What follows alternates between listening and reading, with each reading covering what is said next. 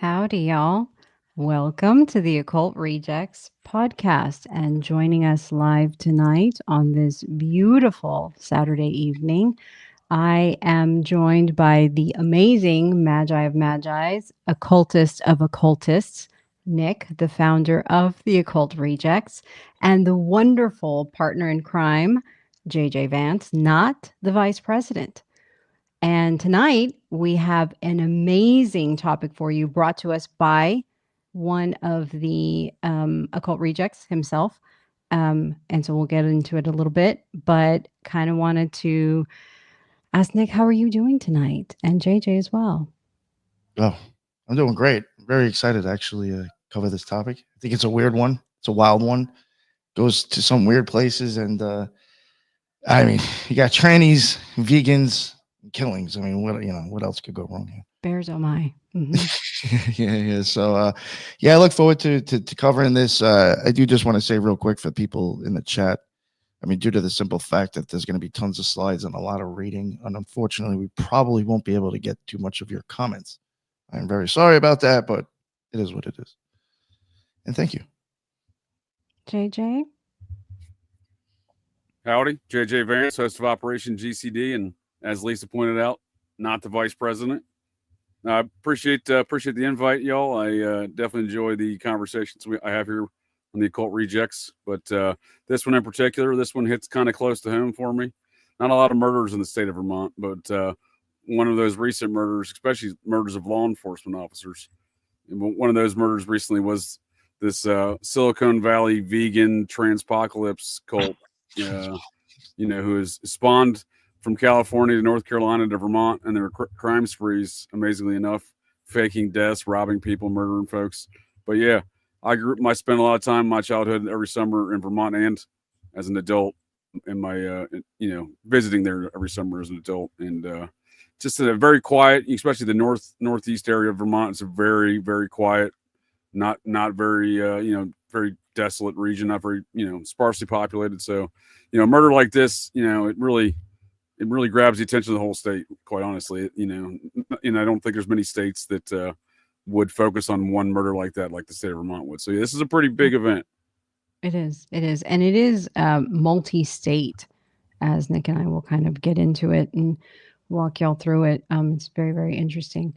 But what I was thinking we would do is we would briefly go over the highlights of the actual topic itself, kind of briefly go over what's been happening, a little bit about the characters and so forth, and then really dive into the timeline. And Nick and I kind of went back and forth, even got into huge arguments about it, about how are we going to present this? How are we going to give it? How are we going to, sell it to the crowd? Yeah, it was just, we had so much information. It was like, what do we do with this? And I think one of the main things is that the characters themselves, one, all go by different names.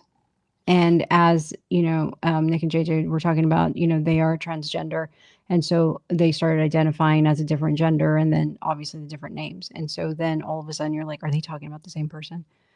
So there's that. And then all the other events.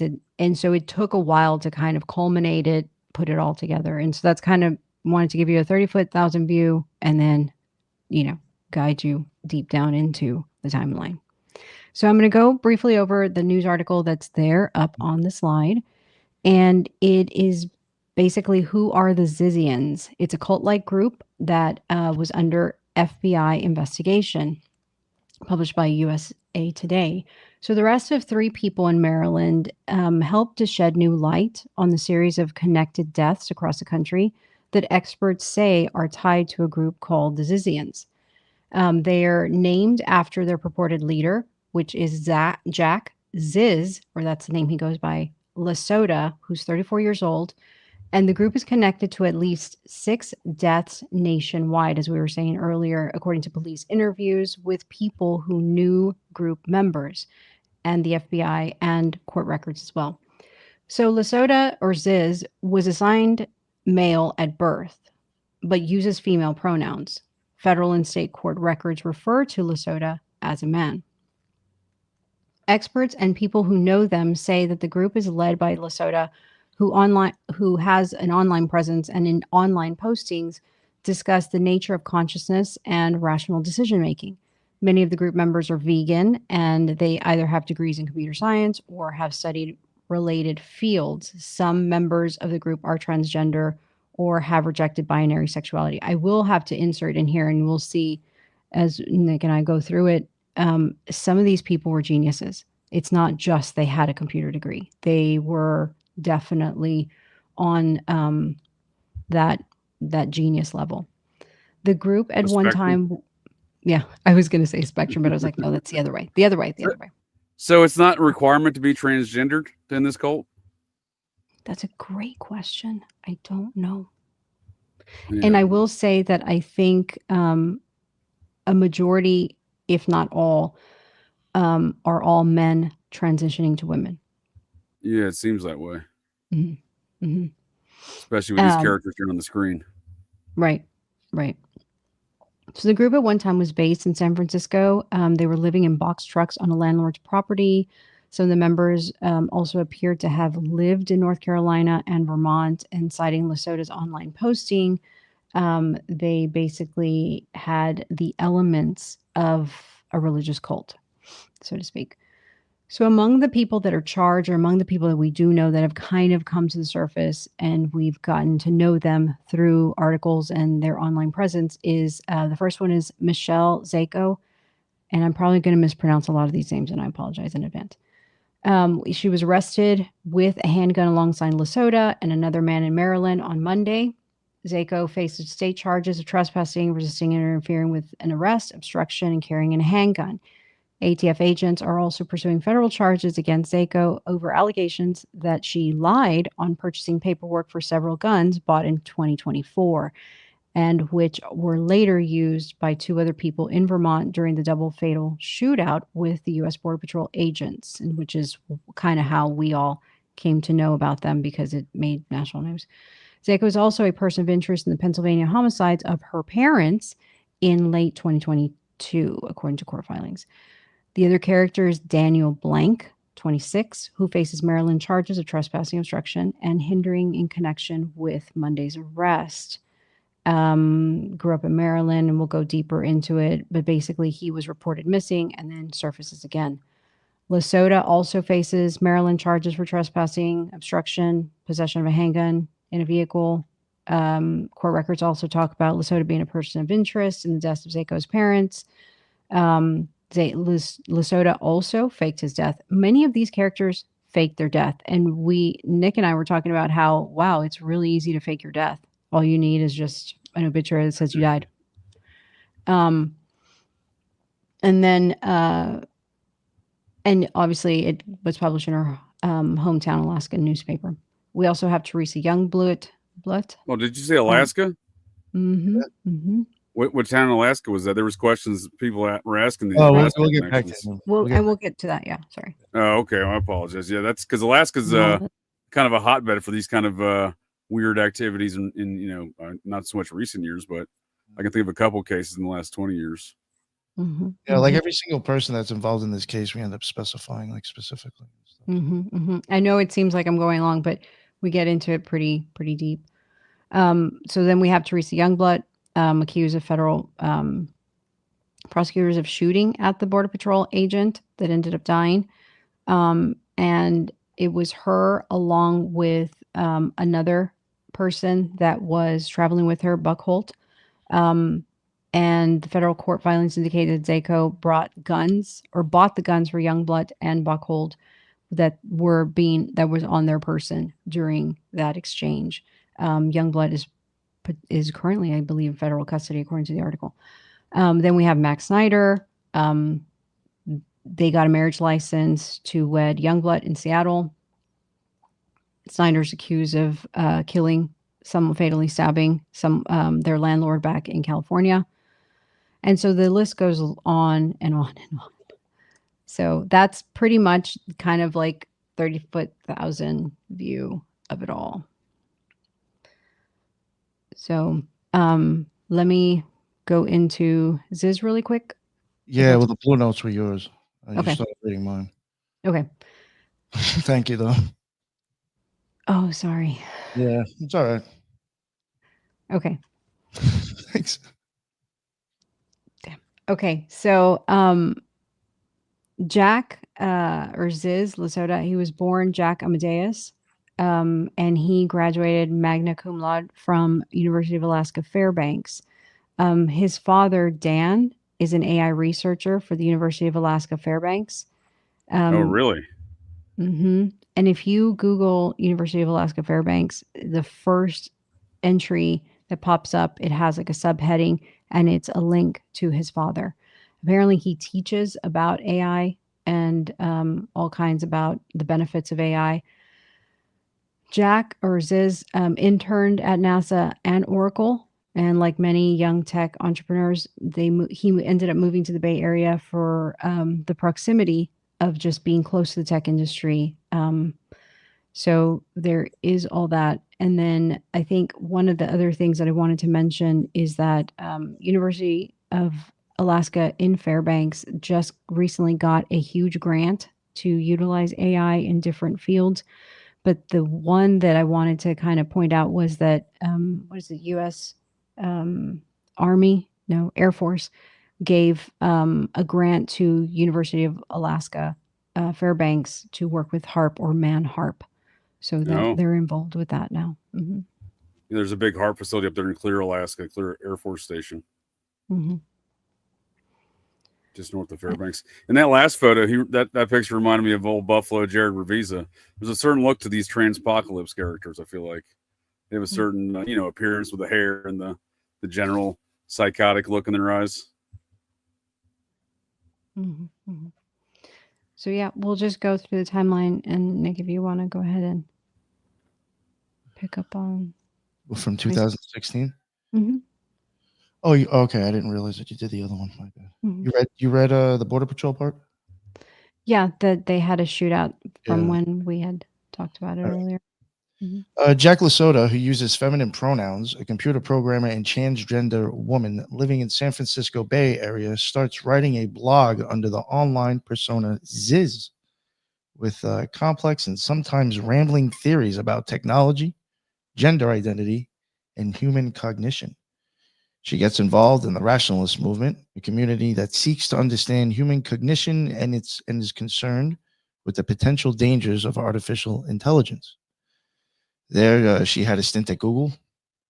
She took part in an apprenticeship by the Machine Intelligence Research Institute, so that will come up multiple times, and the Center for Applied Rationality, CFAR, will come up again, and became part of a rationalist movement in Berkeley, according to the San Francisco Chronicle.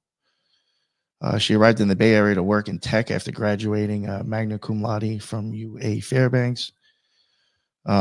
She would later become a leader of the Zizians, and it's basically a small group of smart tech vegans, transgender women. They all pretty much share like the same obsession over the dangers of AI, and they have been dubbed by Lasota's critics as Zizians. So that's where they got the name, obviously. I didn't realize that was from old boy. They're developing AI, but also warning folks about AI. Yeah, it's like they're just as confused about gender as they are AI. It sounds like. That's actually funny. That's actually pretty funny. Yeah. I never thought of it that way. But yeah, you're right. They're confusing the shit out of that as well. Yeah, both. Right. Wow. They're all. I was above, so below, right? Right.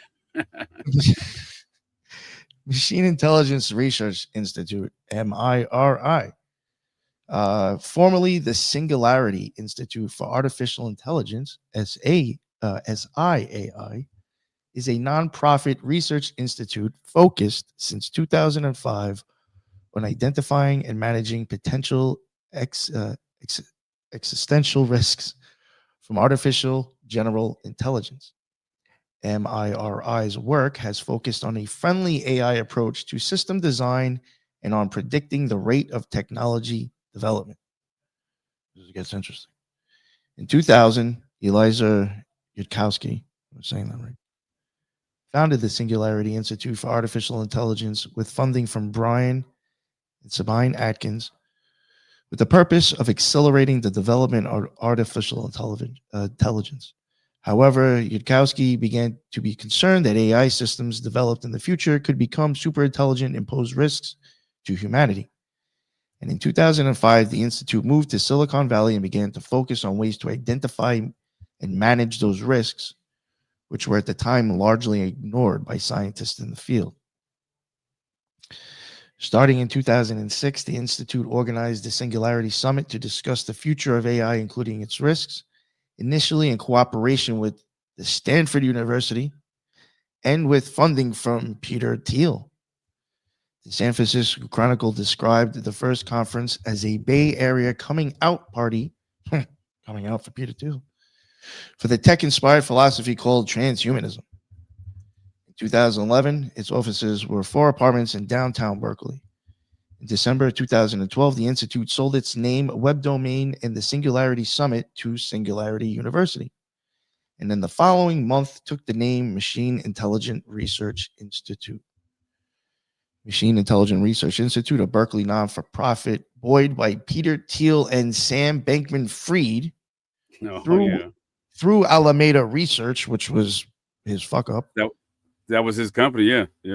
And associated with the Rationalist movement. MIRI warns about the dangers of AI and studies of the mathematical underpinnings of intelligence behavior. Lasoda believed that humans have 2 minds, a left and right hemisphere, and each hemisphere can be good or evil according to posts on her blog. Eventually, Lasoda came to believe that only a very few people, she among them, are double good. This is like she had like double good, good, bad, bad, bad, fucking insane. All right. On her blog, Lasoda wrote that each hemisphere can have separate values and even genders, and they often desire to kill each other.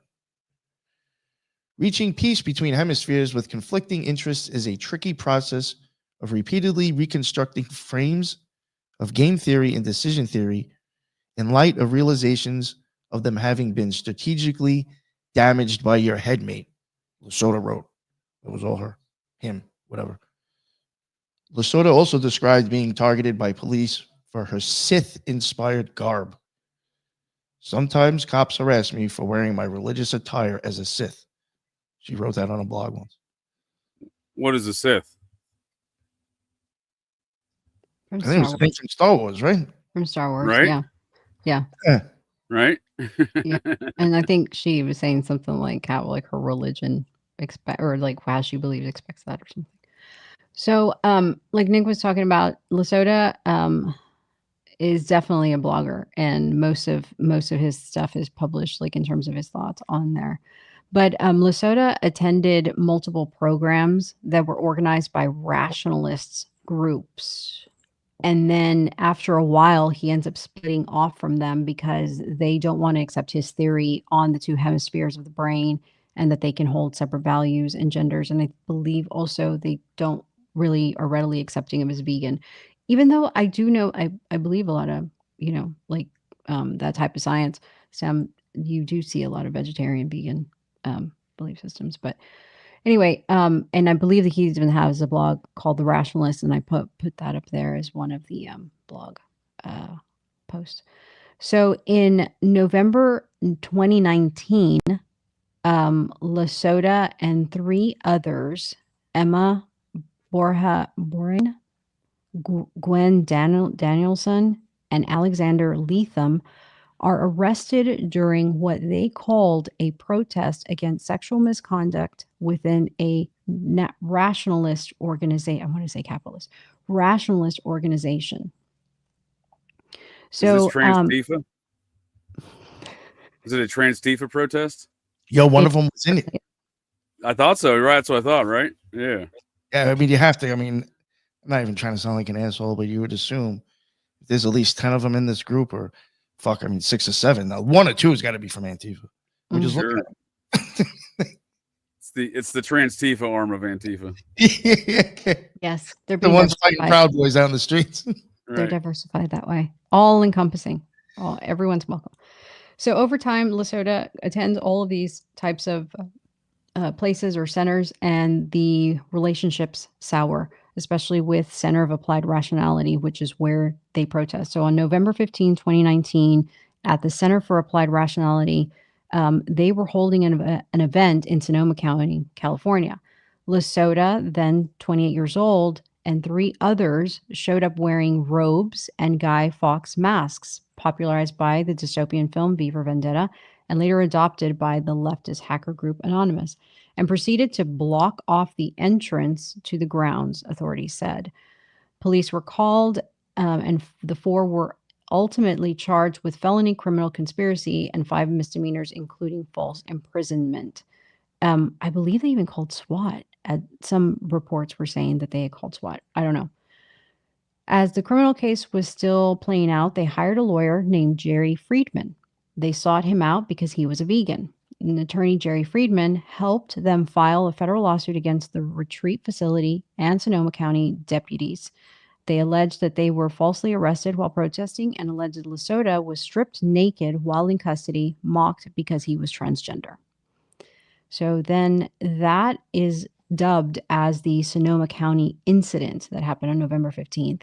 And they were reported to have been speaking incoherently and non-cooperative. Several deputies had found flyers in the area that suggested to them that the 4 people were protesting AI and CFAR and later determined to have been members of the Zizian cult. Awesome. Now a little bit about Amir, or Emma Bohanian, a.k.a. This is another name I've seen the news use, Somni or Somni Bogencia. I've seen that mentioned as well. Bohanian was born in South Carolina in 1991 and grew up in North Carolina. She was diagnosed with Asperger's in her youth and transitioned to female at the age of 21. Bohanian exhibited brilliant intelligence as a child and started computer programming in 6th grade. As a teenager, Bohanian would scour Google's code and identify mistakes, for which the company would send her money. The person close to Emma remembered that someone who was close to her remembered that that's what she did, supposedly would fix code and they'd pay her. Around 2013, she moved to the Bay Area to work officially for Google, first as an apprentice and then as a programmer, winning awards for her work also, supposedly. During this period, Bohanian lived in various places around the Bay Area, including Mountain View, Albany, and Berkeley. Bohanian later became disillusioned with Google, telling her family the company was corrupt. She grew concerned about the threat of AI and started spending time with the Rationalist community in Berkeley, as well as people associated with MIRI, an organization to which she donated $12,000 to. And you will see her name on that site alongside much larger donors like Peter Thiel, saying Bankman-Fried. Again, you will even see on that site that they even say how much they donated. Through the Rationalist community, Bohanian met the other Zizians, including Ziz Danielson and Alex Leatham. But the foursome soon turned on the Rationalist movement, accusing it of anti-trans beliefs. Yikes. Yeah. Something that I did, I mentioned before a little bit, according to Andy No, on his posts, I found the Twitter X account of deceased Ziz trans terror cult member Amir Dayam Emma Bohanian. He was deep in Antifa and he was an anarchist ideology. So yeah, like he even posted and mentioned that something was he was in Antifa. I mean, I'm going to be honest with you. Looking at these fellas, I saw this comment in the chat, and this one in particular, the Antifa fella. I'm obviously, as a retired law enforcement officer, if I was putting myself in the shoes of these law enforcement officers, over this incident, they said they chastise these young gents. I'm going to laugh at the situation. I'm just going to be honest with you. This comment here, it's so weird that they're clearly intelligent who got swept up in the trans ideology. Yeah, I mean, they are, but like they got transed out here. I mean, this whole crew, like, I don't know what's going on in their lives, but it is strange that somebody with this intelligence is going to be doing some. And they have some rationalist movement. None of this seems rational to me. None of it is irrational. Totally irrational. Wow. Yeah, very, very irrational. Right. Yeah. Bohanian posted about the importance of killing Nazis and argued repeatedly that killing is central to justice and vengeance against evil. Bohanian worked as a software engineer at Google and lived on the Vallejo commune up until his death. He also grew up in Hillsborough, North Carolina. And his family, this is ballsy. And these are the things that start making me question certain stuff with true crime. Because there's always someone grabbing money in the weird ones. His family fundraised $20,000 on GoFundMe without disclosing what he did that caused him to die. Like, yo, they literally raised money for his death. $20,000 for what this guy did. Yo, that is balls. It was a work of fiction. What? Someone got paid.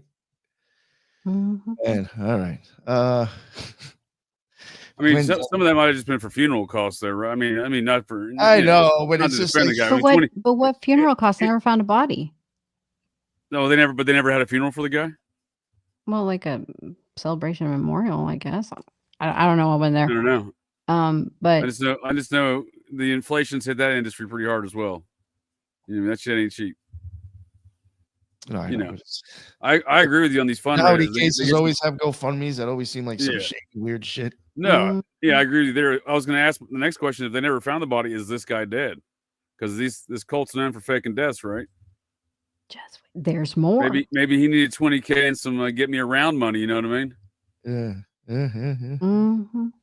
Yeah. All right. Let me get going. Gwen Danielson is considered now a former Zizian cult member, and while it was widely believed that they died by suicide, is actually alive and in hiding from the other members of the group. Gwen Danielson was thought to have died in 2022, even by a lawyer representing her in an active case, but has instead been lying low at an undisclosed location. Danielson, who like many Zizians is transgender and legally became a woman in 2017, according to court papers. And she still fears for her life, according to her father, Brett Danielson. She checks in regularly, and I heard from her very recently, but she's not ready to come out of hiding just yet, her father told the Post. I'm hoping that this allows Gwen to come out of hiding, put things behind her, and move on, he added. Brett said his understanding of why the Zizians mostly happen to be transgender or non-binary is that as part of their rationalism interests, they believe taking estrogen led to clearer thinking. Get out of here. I find that weird. That's so right. I looked it up really quickly. And that's what the Google says, that it increases cognition. Oh, that's a fact. That does do that, huh? Yeah. So like again, I find that weird. Why did the father even know that? So does that mean I should only take tests when my estrogen is high? Or am I cheating? Yeah, right. Gwen spoke a lot about the difference. I'm gonna need some more research on that. I've seen women driving. They're not very rational. No offense, Lisa. They're anti-rational. Oh man. Well, maybe when you have too much, it starts to like swing the other way to like irrational. Now, I don't know about these here ladies on the screen. Maybe they don't fall in that category, but you know what I mean? All right. Wow. Quinn spoke a lot about the difference in the way of mental acuity with estrogen versus testosterone, he told the Post. Alexander Leatham opened Vallejo documents report that Leatham also lived on the Vallejo property with Lasota and Bohanian. Is it alleged that Alexander who impaled Curtis with the samurai sword? Lynn then fired shots to his attackers, wounding Leatham. Charged with attempted murder and murder of Curtis Lind, their Vallejo landlord. Lind had survived the first attack and was key witness in the trial against Leatham and Dow. According to additional court documents, Leatham and Dow is also being charged with the murder of their friend Bohanian. Trial is set for the Leatham and Dow on April 2nd in Sonoma County. That's wild. So they killed a witness to a previous murder? Mhm. Well, they tried to kill the landlord that they were staying at, and the landlord ended up, I think, like shooting one of them, hurt one of them, Mhm. and then he had to go to court, and then they knocked him off. That's wild. Some He also had gangster a ass GoFundMe. vegans, dude. I wouldn't, normally you don't really concern about messing with some vegans. Generally speaking, they're low on vitamin B and whatnot, but clearly this group has got some energy. Who also doesn't have an obituary. Oh, really? Seems to be a lot of fake deaths surrounding this group. And you know what's another interesting, and just keep it real. You know what's another confusing thing? Some of the photos, because are you looking more like a guy? Are you looking more like a girl? Which name are you using? Like, you know how easy it is for you to just keep fucking flip flopping around, Right? and moving Are around these through like model society? shoots? Are we talking like some like glamour shots type of deal with these pictures? No. It's just the thing is Yeah. that's just like, you're going back and forth between kind of looking like feminine, kind of looking not. There's one that, in my opinion, I don't know if we included the picture. It makes her, she doesn't even look white anymore. I don't even know if that's the same woman. Well, that's what I was Right. going to ask you. Are these even the same characters in the photographs? Could they be different people being pictured?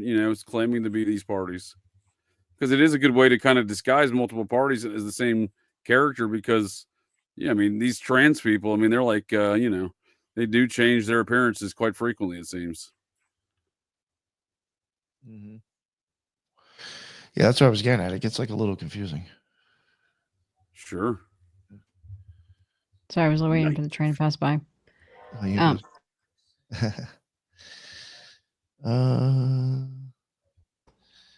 Okay. So CFAR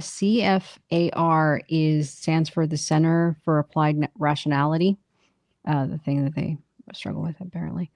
It's a nonprofit organization in Berkeley, California, and it hosts workshops on rationality and cognitive bias.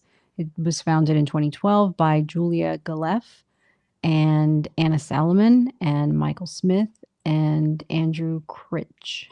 The goal was to improve participants' rationality. I don't know why I say nationality. Rationality using a set of techniques from math and decision theory for forming your beliefs about the world as accurately as possible. Another goal was the workshops were done to help reduce neuroticism, and increase perceived efficacy. Part of the rationality movement surrounding Eliezer Yudkowsky, I totally butchered that one, website's Less Wrong, was that this is where CFAR originated, and the advisors included Paul Slovic and Keith Stanovich. The group here at Center for Applied Rationality teaches classes for Facebook and the Teal Fellowship. Yeah. So one of the co-founders we found gave quite a bit of interview info, was Anna Salomon, and she was a co-founder of CFAR. She was the one that organized the events that were attended by Lasota and associates, who are now suspects in the actual protest. They are now obviously the suspects of death, victims in California, Pennsylvania, and Vermont, which we've talked about. She said of Lasota that there are a lot of young people who would have had an okay life, except they bumped into the network surrounding Lasota. Lasota didn't come off as a threat when staff first met her at CFAR in 2014. So she had been attending since 2014. So it's been a minute, right?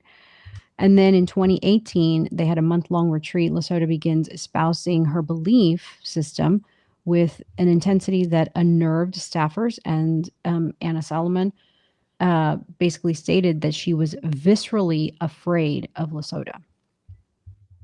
She went on to say that if you're young and naive and someone convinces you that you're really two people, one is good and one is sinister, the world depends on you doing good stuff, it's a powerful setup for manipulation.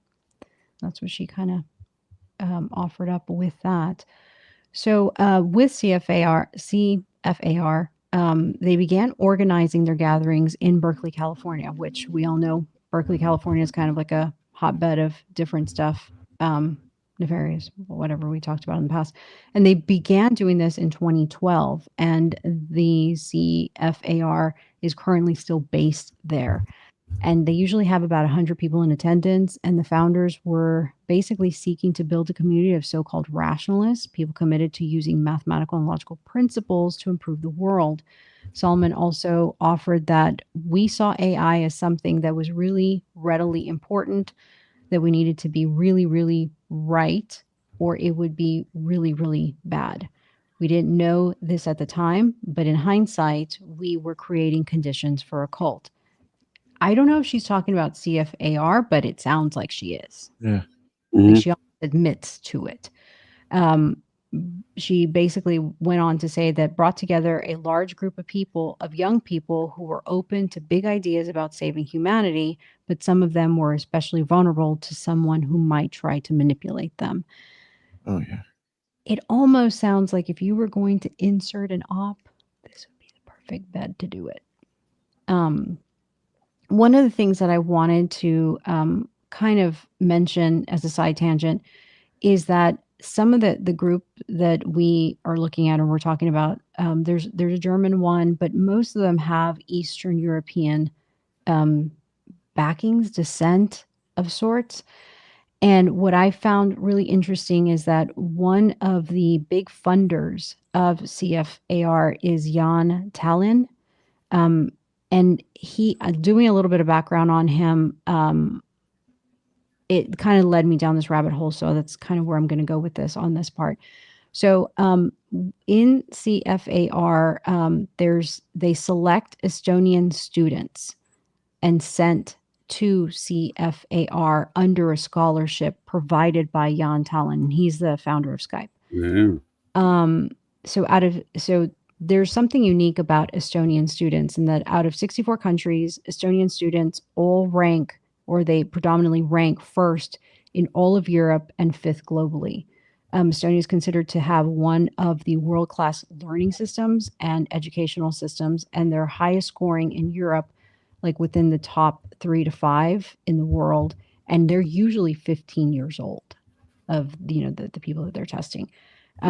One of the biggest challenges in Estonia is the lack of qualified teachers to continue to educating and motivating and stimulating the educational system for these kids. But what I found really interesting, and the reason I'm bringing it up, is that there is a genetic data project called the Estonian Genome Center of University of Tartu. And it started in 2018, and the center ran like a government-backed project to collect DNA. And they collected genetic data from 150,000 Estonian students. The data linked to national health system. And remember, we're talking about AI being in the health system, kind of like having all this data, kind of crunching and forming algorithms. And it basically is to help with conducting a wider medical research. So Jan Tallinn himself is Estonian, and he contributed largely to these scholarships. So when he funds these Estonian students to come to CFAR. So that's a big money make for them. That's a big contribution for them from this guy. And obviously he's a computer geek and an investor and what have you. He also developed, aside from Skype, was Fast Track, Kazaa, MetaMed, and Existential Risk. And he's a prominent figure in the field of AI, leading investor, and all that other stuff for AI safety. He's kind of up there with DeepMind, if y'all have heard about DeepMind, and he is like a Series A investor. And usually these people are like your Elon Musk and your Peter Thiel. They get first dibs. What do you want? How much of it do you want? And what kind of stocks do you want? DeepMind is basically the AI that is in Britain, and it's basically a subsidiary of Alphabet. I'm sorry. And it was founded in the UK. And it's going to merge with Google's AI and call it Google Brain. It's going to be headquartered in London. And the reason I mention all this is because Elon Thiel and Jan Tallinn is going to fund predominantly a majority of it because they, the Series A investors.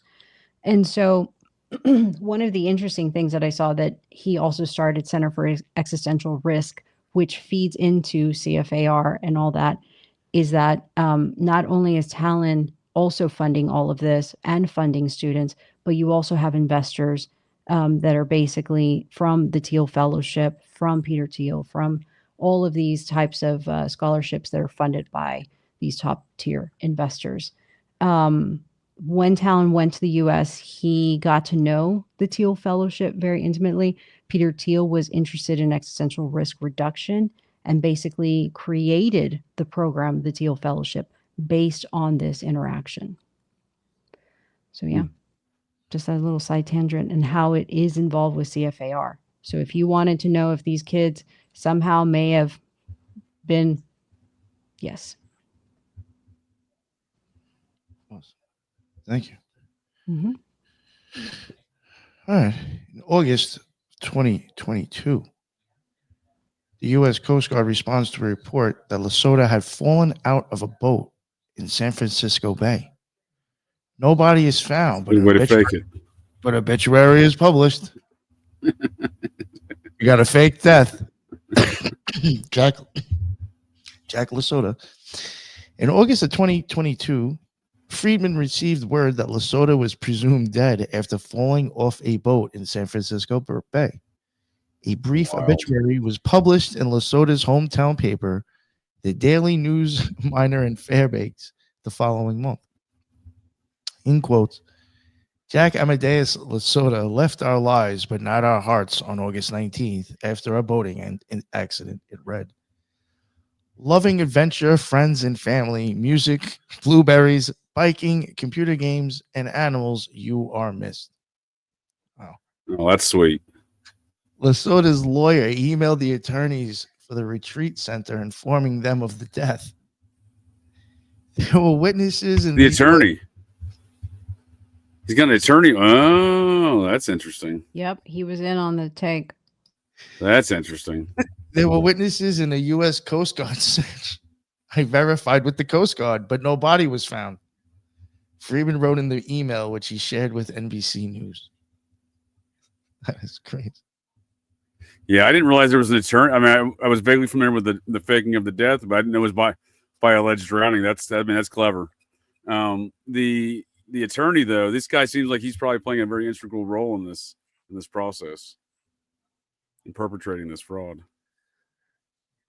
Because it adds a layer of credibility, right?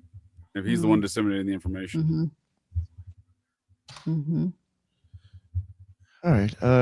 Then in November 2022, Curtis Lynn goes to court seeking to evict Lesotho, Bohanian, Leatham, and others who have been living in vans and box trucks on his property in Vallejo, California, for non-payment of rent. On November 15th, 2 days before the eviction deadline, Lynn is impaled with a sword and partially blinded in an attack during which he shoots and kills Bohanian. Concluding that Lynn acted in self-defense, officials charged Leatham and Surrey Dow with murder. Lesotho is not charged, but police reporting have contact with her at the scene. This guy's a champ, man. He took a sword and lost the nine in the mix. Is it just me, or does this look like Spawn Movie Ranch from the Manson family? You know, this living arrangement, right? I mean, I saw even in the media reports relating this group to the Manson family, but I mean, they're living like the Manson family, right?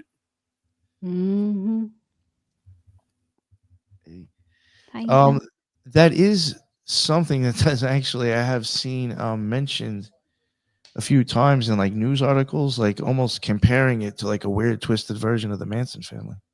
Yeah, transgendered Mansons, dude. Well, I think it's more like how you have this one guy who really didn't kill any of these people, but all the people around them did. Yep. Yeah. Yeah, I was wondering. Sorry for being late, everyone. Excuse my disrespect.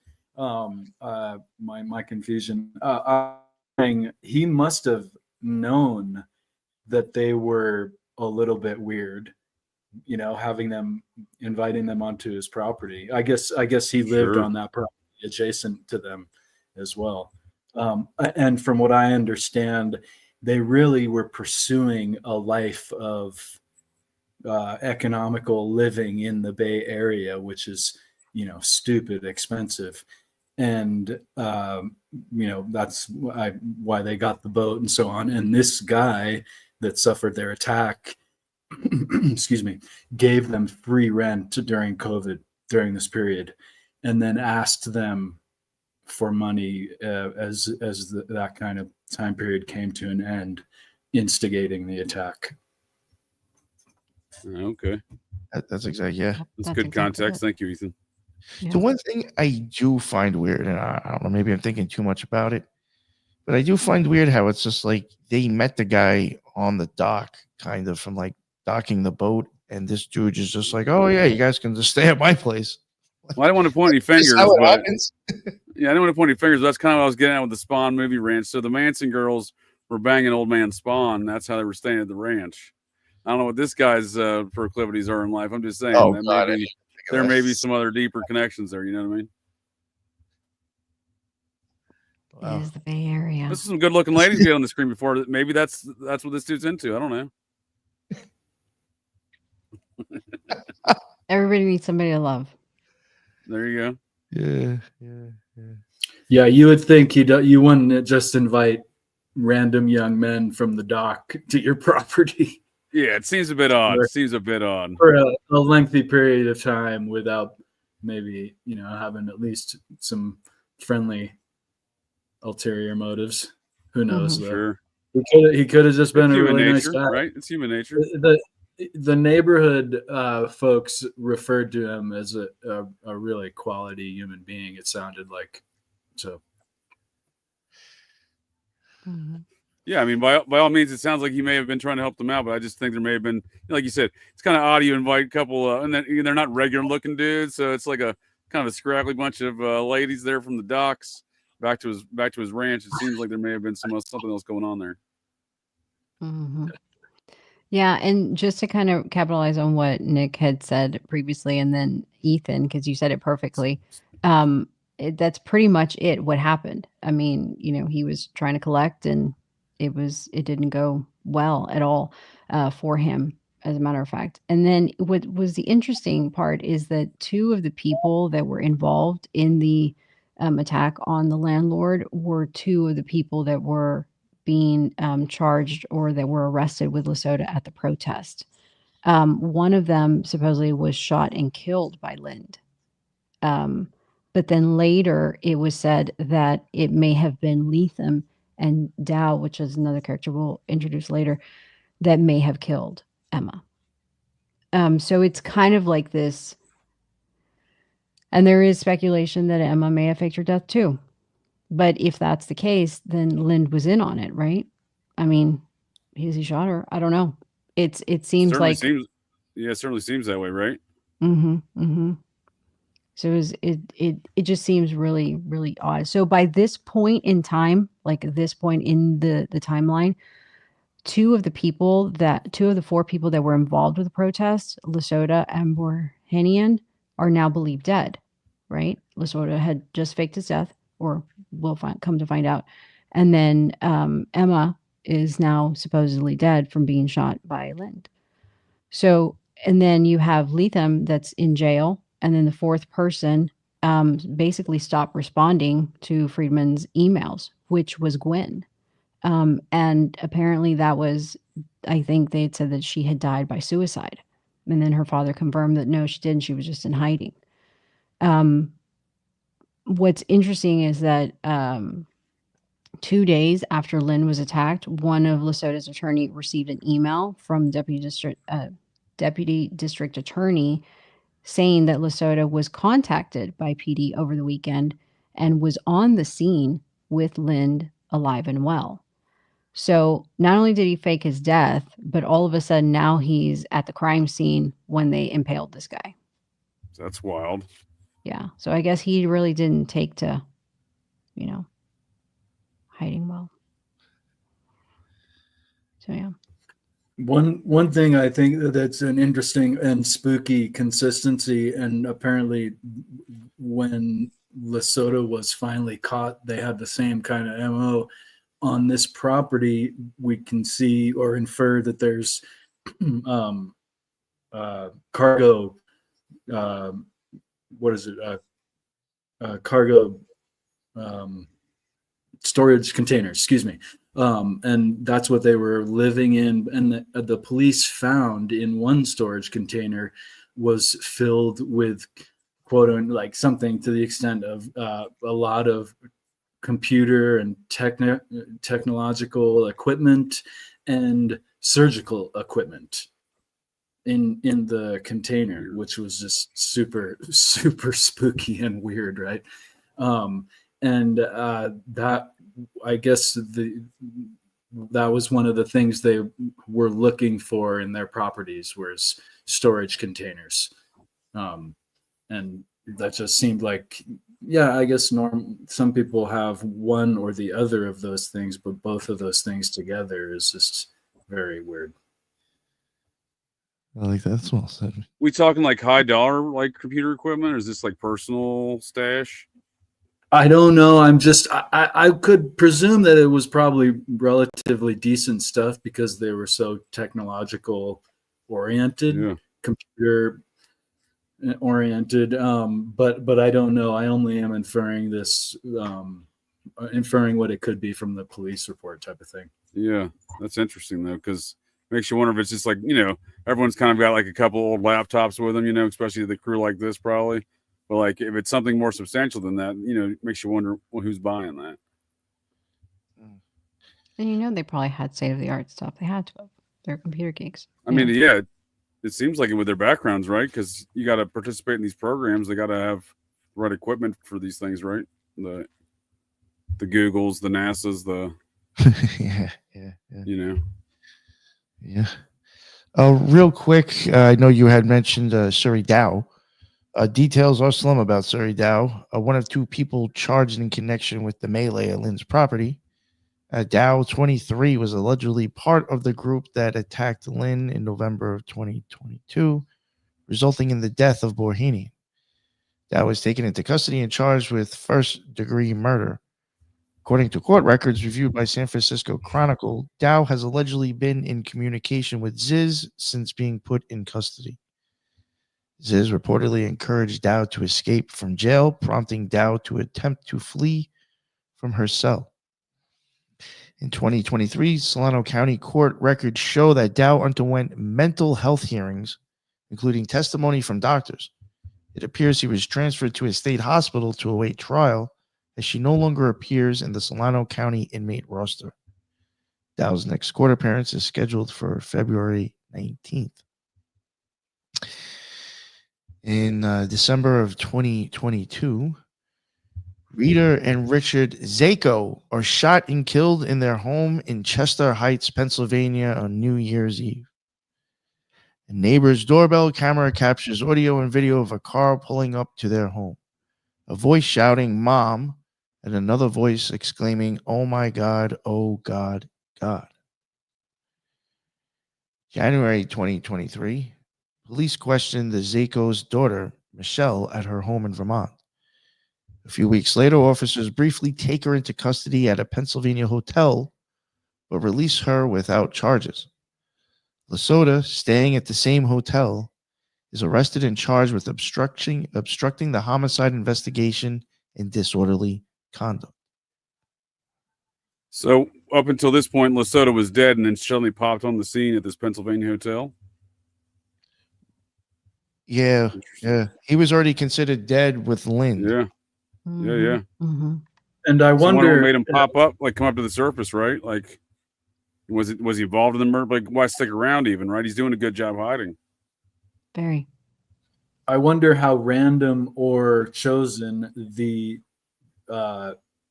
murder on New Year's Eve was. Was that was that significant in some way? Oh. Agreed. Yeah, we had wondered about that. So just to expand upon what Nick said, basically the bodies were found 2 days later, but it had happened on New Year's Eve. And Rita, the mom, had a gunshot to the back of her head, and the dad had a bullet wound to the right hand and another to his right temple. what is it? PA State Police said that it was believed to not be a random act of violence. And 10 days later, 10 days after the bodies had been discovered, the state troopers showed up at the Candlewood Suites near the Philadelphia airport, and they had a warrant to search the room and car of Michelle Zanko, which is a daughter. They knocked on her hotel room and took her into custody.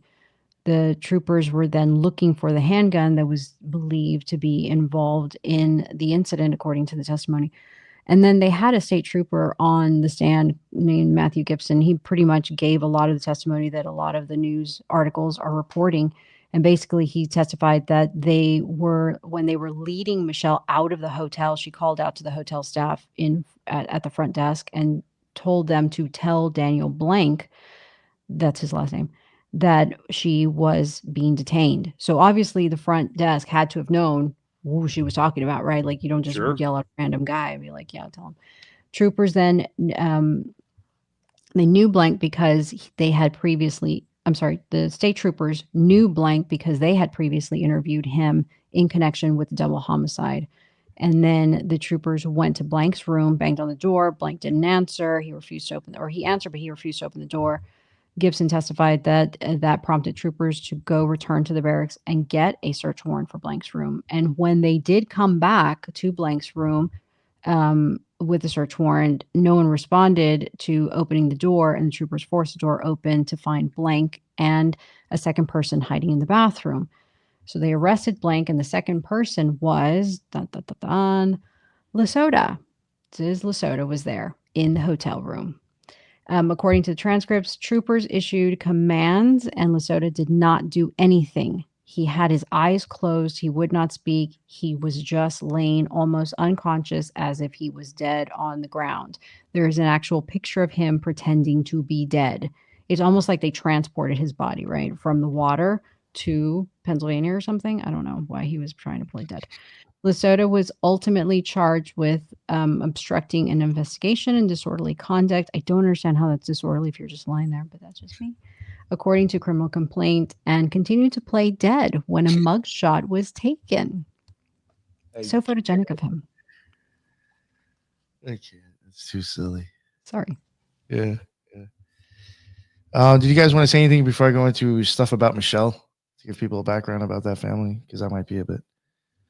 No, I was gonna ask you about that family because they seem like these parents might be involved in something that caused them to be targeted, huh?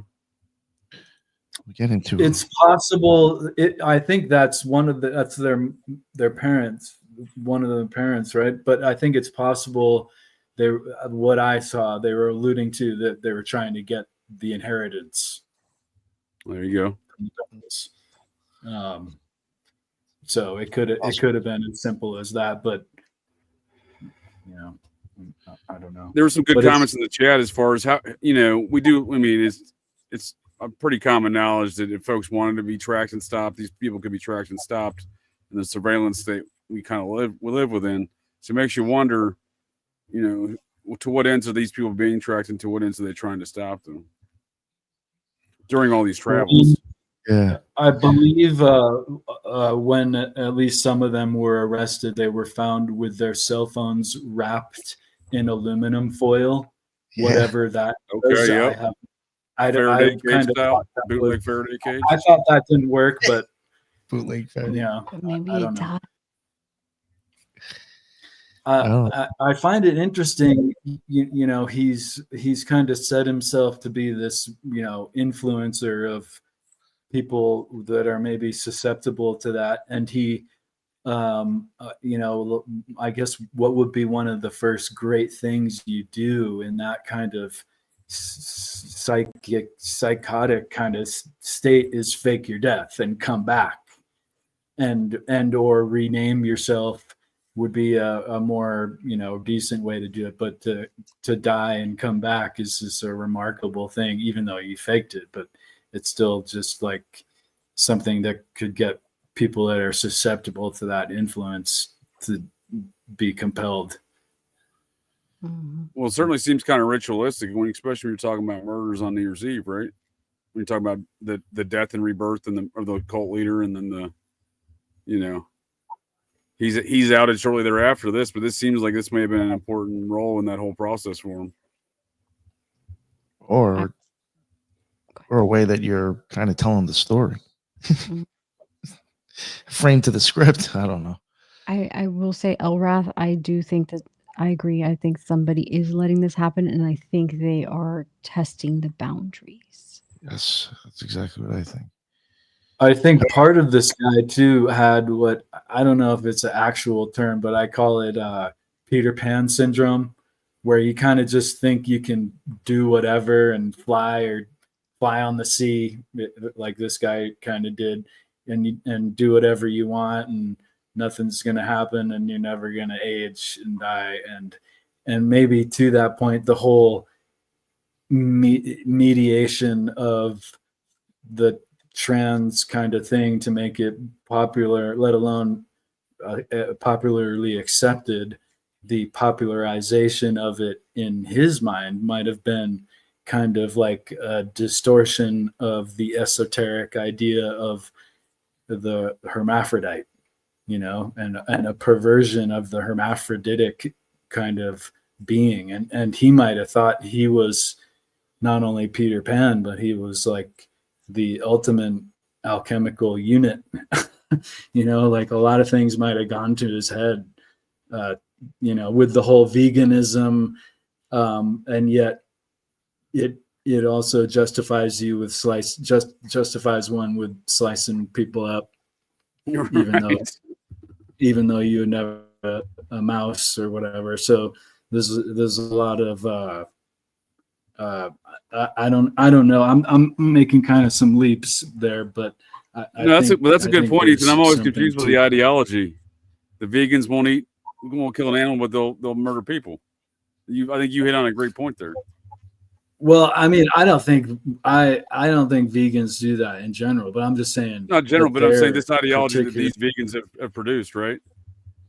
That these guys are the adamant ideology kind of leads you down a wrong path usually, no matter what. But they kind of, I think there's an element of that, of the perversion of the hermaphrodite idea in alchemical and esoteric terms, into this physical kind of guy who thinks that he can do whatever the heck.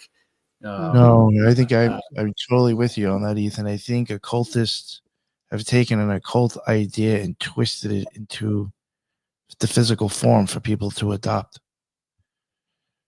Sure, but what's that jump though? That they can maintain this ideology not to hurt animals, but to murder humans. I can think of other groups that do this. I'm just curious to know what your all's thoughts on how how they maintain this kind of ideology. How do you think? Because perhaps like a jump, right? I think it certainly is, and that's the interesting paradigm or contradiction actually that they were interested in. If you guys might have gone over, interested in the the rationalism group, right? Which not. There's nothing rational about hurting someone that you owe money to, your landlord, right. Whatever. Any number of things that are really irrational. But it could, and to the point of irrationality, it might have been as little as they saw the guy eating a hot dog once, so in their mind he hurt something, so they can, you know what I mean. So they weren't rational at all. Sure, no, I'm tracking. We did cover that a little bit. The whole lack of rationality in their actions, and it is funny because they continue to maintain these divisive positions, right, on the same subjects, whether it's human life and animal life. They're pro AI, but they're warning people about AI. They're men, but they're women. They seem very and that reminds me of their whole or it seems to be one of their paradoxical philosophies is that we have two main parts in our psyche, and that they are at war with each other, and one is trying to kill the other. I find that an interesting esoteric idea that probably took into some really dark exoteric places. In the sense, one of them, for instance, I think was at least presented in his blog, was unihemispheric sleep instead of both bihemispheric sleep, normal. Right. And maybe this is where some of the surgical equipment came up. I don't know, but it might have been as little as taping their eye open. But there was some sort of aspect to it where one eye was kept open, and they would induce one hemisphere to sleep while the other hemisphere was awake, which I find that to be really I find the prospect of that to be really an unstable result, and which would make one really susceptible to unstable suggestions. Sure. Just my thought. I don't know necessarily about that, but Sounds like some Clockwork Orange type activity, right?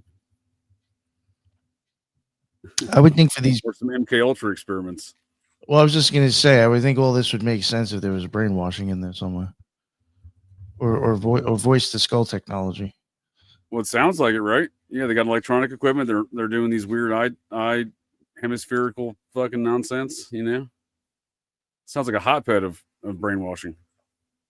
Which also, I wonder, I mean, they probably weren't into this so much, but maybe somewhere along the line, someone somewhere along the line was the whole one eye thing.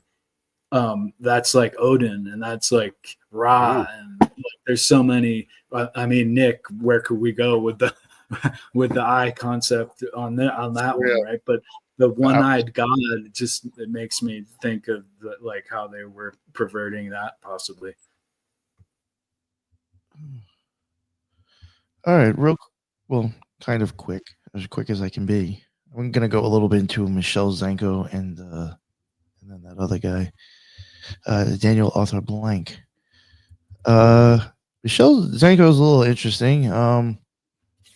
According to her LinkedIn, she's a bioinformatician and from Pennsylvania. She was a research intern at the Children's Hospital of Philadelphia.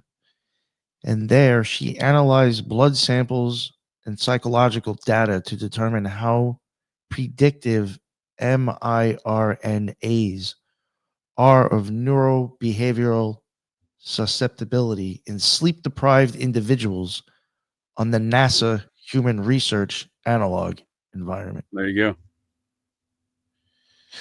She also was a bioinformatics intern for NASA Ames Research Center from June 2018 to August 2018. And there she developed... That's Mountain View, right? That's the Silicon Valley Center of NASA? I have actually no idea. It's in Ames. Yeah, NASA Ames. Yeah, that's right there in Mountain View. It's like right in the mix. I mean, Google's like right next door. And their job was developed and troubleshooted bioinformatics pipelines using high throughput biological data and analysis tools, processing raw data and normalizing associated metadata for the purpose of understanding space flight stresses on biological systems. She also went to Temple University from 2015 to 2017. She went to Cabrini University from 2011 to 2015. Some of the activities that she was interested in societies was Lead Strong, the High Impact Network, or THINK, fair trade activities, and Lead Strong. She was president and founder of Cabrini's chapter of the High Impact Network from 2013 to 2015. And she ran fundraisers for Against the Malaria Foundation. And she was a member of Lead Strong and Fair Trade.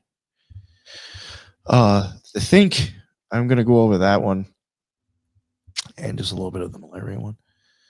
Think, the High Impact Network. That is, you can also find stuff about that on the Less Wrong. Now, this is when you also start getting into that altruism stuff, which that goes back to Sam Bankman-Fried. Think about us. The goals of the High Impact Network, Think, are 1, to encourage people to think strategically about the best ways to improve the world and 2, to help people interested in strategic altruism to organize and take effective action. We aim to do this primarily through the development and maintenance of a network of college student groups. Student groups would focus on helping people to make decisions that benefit the world the most when choosing a career, choosing how to donate, and choosing what to research, and so on. And again, just reiterate, Sam Bankman-Fried is associated with altruism. Some of the locations for this place, Yeah. huh? No, well, every time we talk about this rationalism, that's what I think of, though.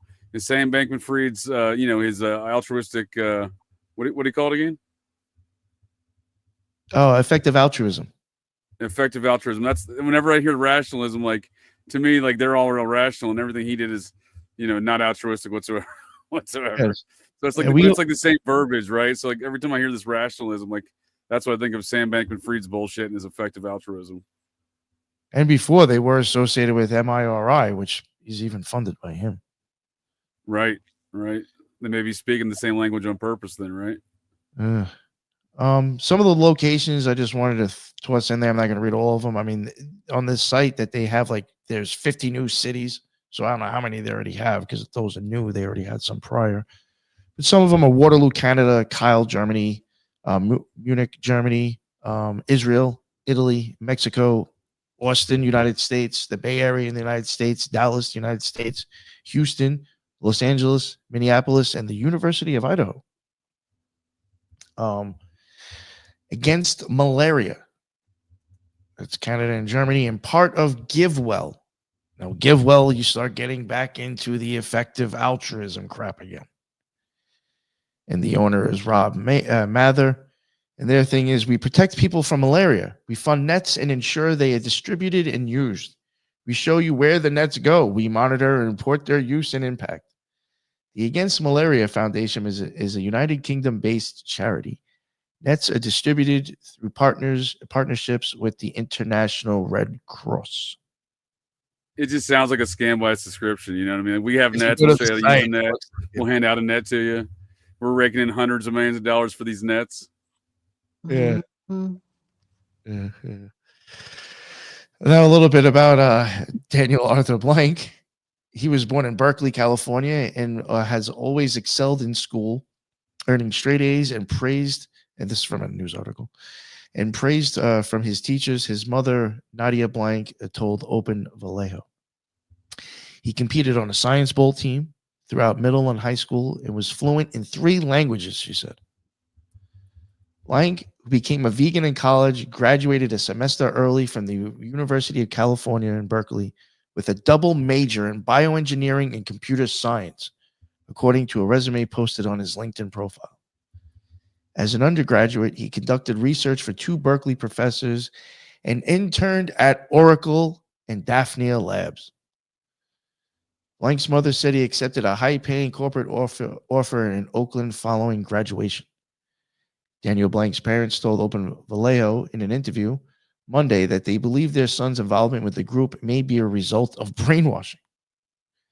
He's not a violent person, said his father, Alexander Blank. I don't think that Daniel actually did anything really wrong except maybe being with the wrong people. That's what he says. In another news article, it says public records show he's never listed Sacramento as a home address. Maryland court records show that the home address he gave authorities after he was taken into custody Sunday is actually a private mailbox station on Rockingham Drive in Rancho Cordova. A representative for the firm told the Sacramento Bee on Thursday that Blank had rented a virtual mailbox for 3 months last year and never having stepped foot in the business. He did everything online, said the representative. Blank had rented the box to have mail received at a physical location and then sent to him electronically. And I can't figure out how.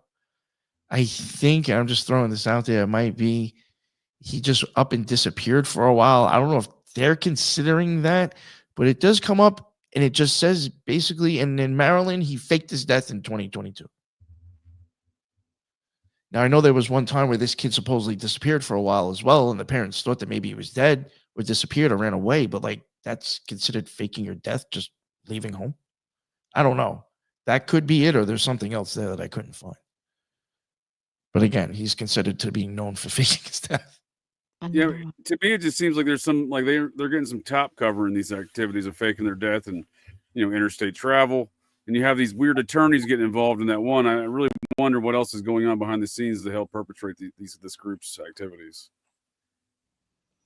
Because it seems abnormal to get away with all this faking of deaths and interstate travel, et cetera. It just seems, I'm not buying it. You know what I mean? Like there's something more to that tale. Right. I saw one strand of information where they were talking about how one aspect of Ziz and the crew were that how they believed AI was going to be God consciousness or something to that effect. And I think whatever they did now would be known about in the future by this AI God consciousness, if you will, and that they would be thus rewarded, which is another, not to you say that it's not true necessarily, but that's another kind of cultish modality, whether it's spiritual cult or even political. Like go through this and our AI God will know, and it's all going to be great. Or go through this, and we're going to have a communist utopia. That's interesting. Same pattern. Just to kind of insert, in June of 2023, Lesota was released from custody after posting a $10,000 bail. He failed to return to court, and the judge issued him a bench warrant. Friedman, the attorney, said that he hadn't heard from Lesota since 2022 and had no idea of his whereabouts. I do think this guy is like in on the take on this whole thing. Then he went on to say, "I represent vegans. We believe in nonviolence," almost as if like, on cue.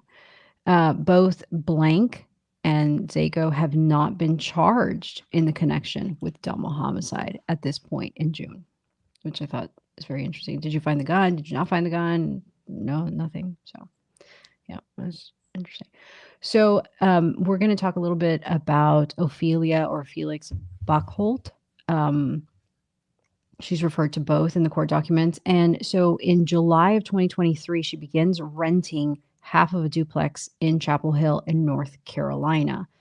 So Ophelia Buckholt had a work visa from Germany and went to the University of Waterloo.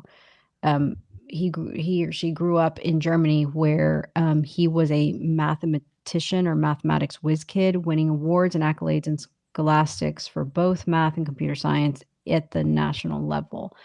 One of the things that I wanted to mention about university, that she went to the University of Waterloo, and you have a lot of Peter Thiel people attending there, either on a scholarship or they leave to go work at the Thiel Fellowship or Foundation.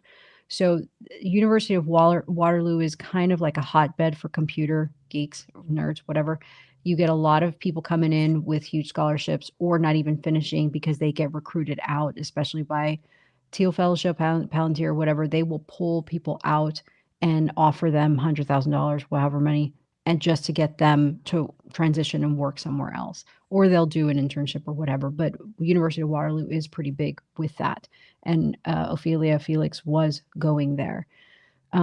One of the university media releases from 2019 said Buckholt was a member of the school's team that competed at the William Lowell Putnam mathematical competition, an annual contest for universities in Canada and the United States, and it's considered one of the world's most prestigious math contests. So basically, it's he or she is a whiz kid, and they went to a high school in Germany that they excelled in math, and they were like considered a national math champion. Like in 2014, won a gold medal in the Olympiad of Informatics, which is one of the most prestigious high school coding contests in the world.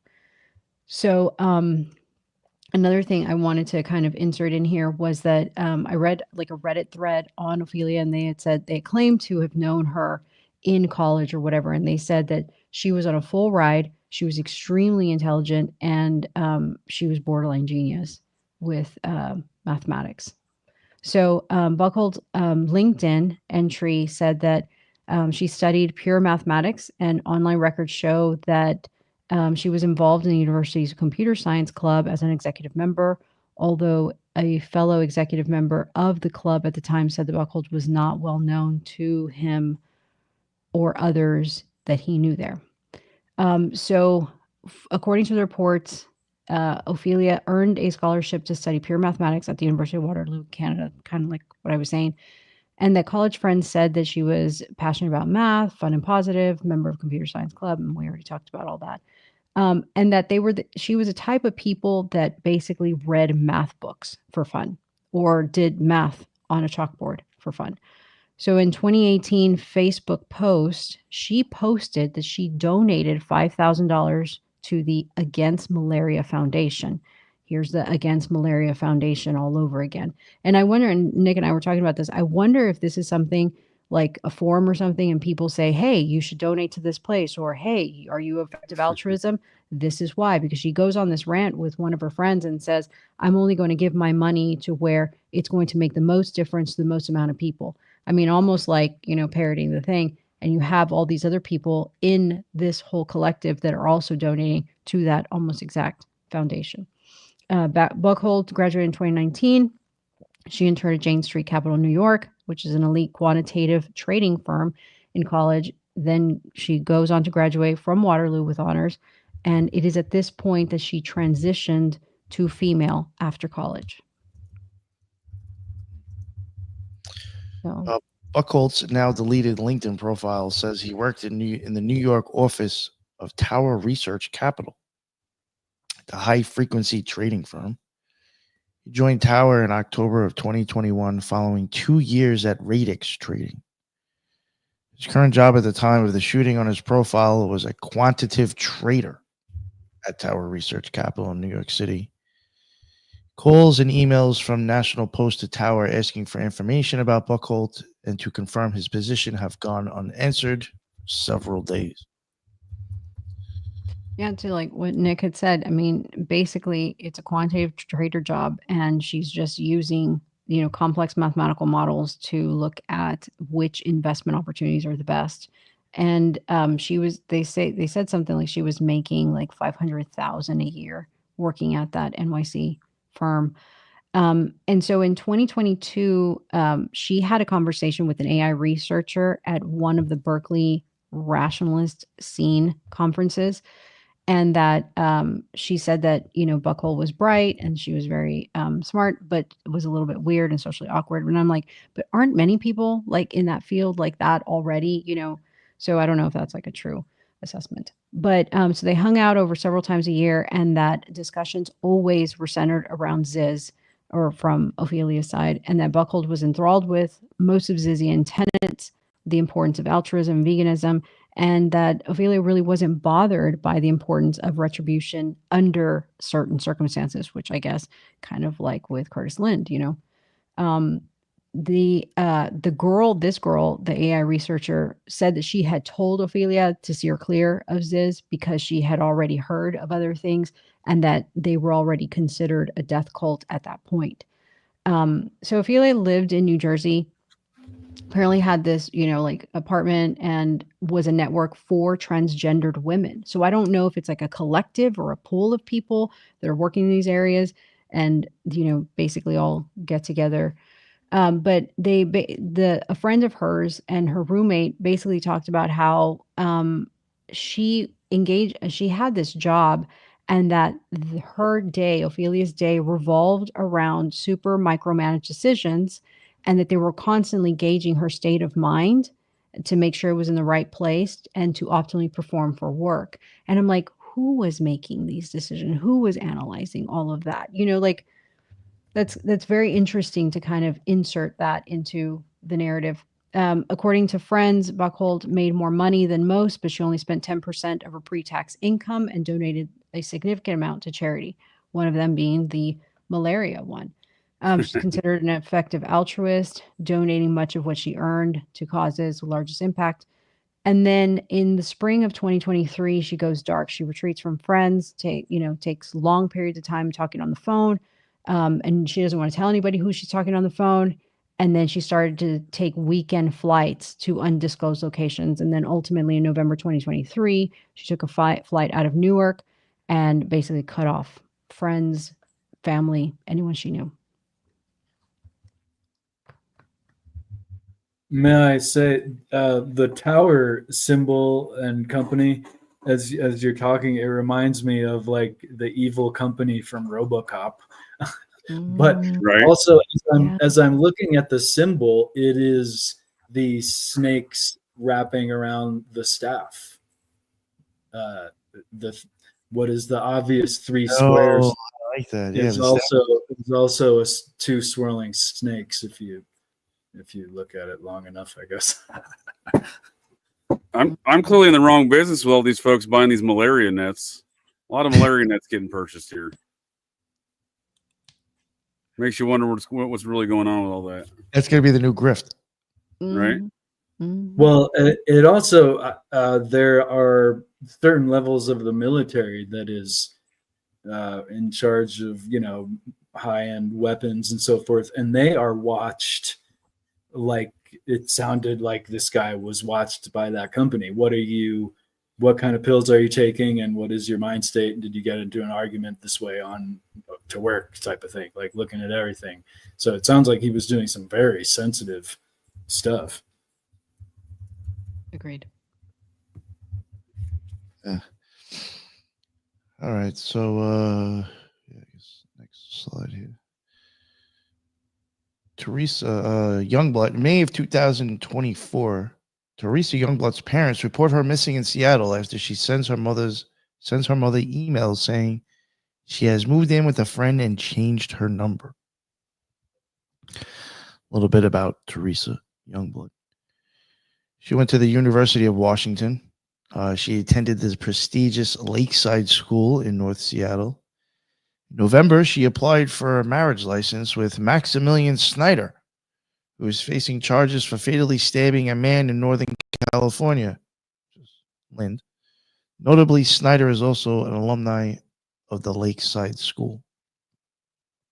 And then in November of 2024, Youngblood and Maximilian Snyder apply for a marriage license in Washington State. Also in the same month, Youngblood begins renting a condo near Buckholt in North Carolina. A little bit about Maximilian Snyder. He was an alumni of Lakeside School. Snyder went on to study philosophy and computer science at the University of Oxford in the UK, according to his LinkedIn page. He went to Stanford in 2019. And more recently, he lived in a condo in Kirkland, northeast of Seattle, that is owned by his mother. Both Youngblood and Buckholt were renting separate units in the same Chapel Hill, North Carolina neighborhood. The owner of the properties, who requested anonymity due to safety concerns, noted that Buckholt had been renting one unit via Airbnb since July 2023 before moving to a second unit later that year. Youngblood began renting her unit in November 2024 and paid nearly $10,000 to extend her stay until the end of March. Sounds like this wing of the cult had some finances in, huh? Unlike the other one. They have money. They definitely have money. What's going on here on the screen with this thing in the bottom left, or this individual in the bottom left corner? Is this Maximilian? Mhm. Same dude as the top. Come on, I'm out of here. These are two different. You weren't kidding. These are two different people. There's no way that's the same person. And, You know, and correct me if I'm wrong, but Maximilian, he was taken in California for the murder of the landlord, right? Ultimately. Yes. According to the reports. Yeah. I don't know. I'm not buying. Look at the jowls on that guy. I wish I had the picture. I wish I would have saved it. I should have saved the other picture of one of them that they say is Teresa Youngblood, because it does not look like her at all. No, not in my opinion. Yeah, dude, I can see what you're saying. Even with this character, you know, they're doing that with more of them. That's even more interesting. Well, not only are they changing their appearance, but they're changing their gender, right? So it's like, I found this story incredibly hard to keep track of just in reading and listening about the characters because they're just so amorphous.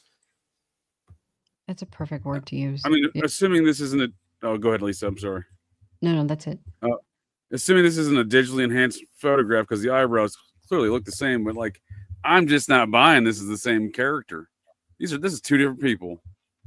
Maximilian and whatever it goes by. Yo, check this out. All right, I pulled up. I'm gonna share the picture. Now, the one on the left is supposedly Teresa Youngblood that is up in the right-hand corner. All and right. I'm like, I'm sorry, I am not buying this. I don't even think this chick's white, or not completely. That chick on the left is supposed to be the one with the pink hair, my man. Come on. That's the pink hair chick on the left, or whatever the hell this. I'm out of here. I'm not buying it. Girl, whatever. The brow ridge is way off. This might actually be a woman in that photo. This is definitely not a woman, but that one actually might be a woman. There's, it has it doesn't have the male brow ridge. Yeah, that's true. You can see that, dude. You can see the brow ridge on that thing from a distance. Look at that thing. It'll probably poke you. The Adam's apple on that thing will probably poke you from like 3 or 4 feet away. I don't see an Adam's apple on this one at all. That's funny. Oh my god. I mean, look at that, dude. Come on. That's what I'm saying. This seems a little bit too much to believe. Well, no, it could have been some time passed in between. The pink hair is a much earlier photograph. I believe the black hair is when she is taken into custody in New Hampshire, ultimately. Wild. I'm gonna have to do some deeper study in some of these photographs because it could be. I realized they could shave down the jaws and stuff like that. I get all that. There are surgeries available, but I might just be the difference of 3 years with a young person too. They did some changes at that point. But I mean, and obviously they're trying to change themselves, right? They're they're actually pursuing that. So, well, I mean, if indeed these are actual people and the same people, they are doing a great job of changing themselves. Well, they've achieved that goal. It would definitely test the limits of AI if you're trying to track someone for law enforcement purposes, and they're constantly changing their look and what have you. Can it keep up? That's a great point because I shave my beard off and my phone gets confused to like my facial recognition of my phone just because I shaved my beard off. So like if you're taking the jowls down from this character, look at them jowls. You're going down to this, that's gonna throw off some AI big time. Well, they do say if you dress up like a clown, it does confuse AI facial recognition. Apparently, though, they raised suspicions wherever they went. And I don't know if you touched on this. Forgive me if you did, but they, at least Ziz had the propensity to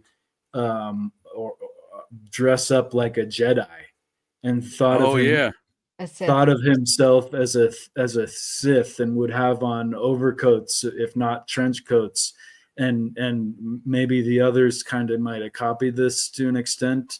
Of course. The sword attack is very, indicative of the Jedi wannabe kind of thing going on. So they apparently stuck out wherever they went because they obviously no reason. You can just see. I mean, and again, one of the things they were looking for were those storage containers. And like we've kind of deciphered, they did have money, although they seem to be, seem to want to be against the system, of course. But they did have money, but it seems like they needed these containers for whatever they were doing. That's a great point about facial recognition, though, because I think that's how they got that Luigi Mangione fella in a facial recognition camera in the McDonald's self-serve kiosk. I thought a customer just looked at him as suspicious. Something happened. A customer called on him. From what that was the story in the media. But if you watch the interview with that customer, he left. No. And the pictures they release are all at the height of like the kiosk, right? And he's sitting down at like a table. It just looks like the kiosk, and I kind of looked at the photos inside the restaurant and kind of mapped out how it was all sitting out. But it looks like the cameras in the kiosk and the camera that was released, the 3 photographs inside the restaurant were all from that kiosk camera, it seems, which I would argue was some sort of facial recognition, which, you know, I think maybe this is on purpose. Then maybe that they're trying to confuse AI. Yeah, it's quite possible.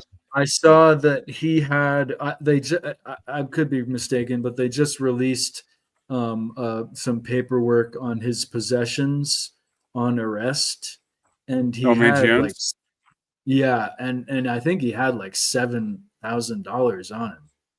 So he did, yeah. Like, so I'm surprised. Like you could just like get a ride to anywhere, have delivered, like pick up something to go. I don't know. You'd think there'd be like way more ways to be clandestine when you have 7 Gs. But multiple forms of identification with different names on them, apparently. Mm-hmm. Mm-hmm. Yeah. Okay. He needs to get on this program. These folks travel interstate very easily, it seems. Yeah, extremely fast. Yeah.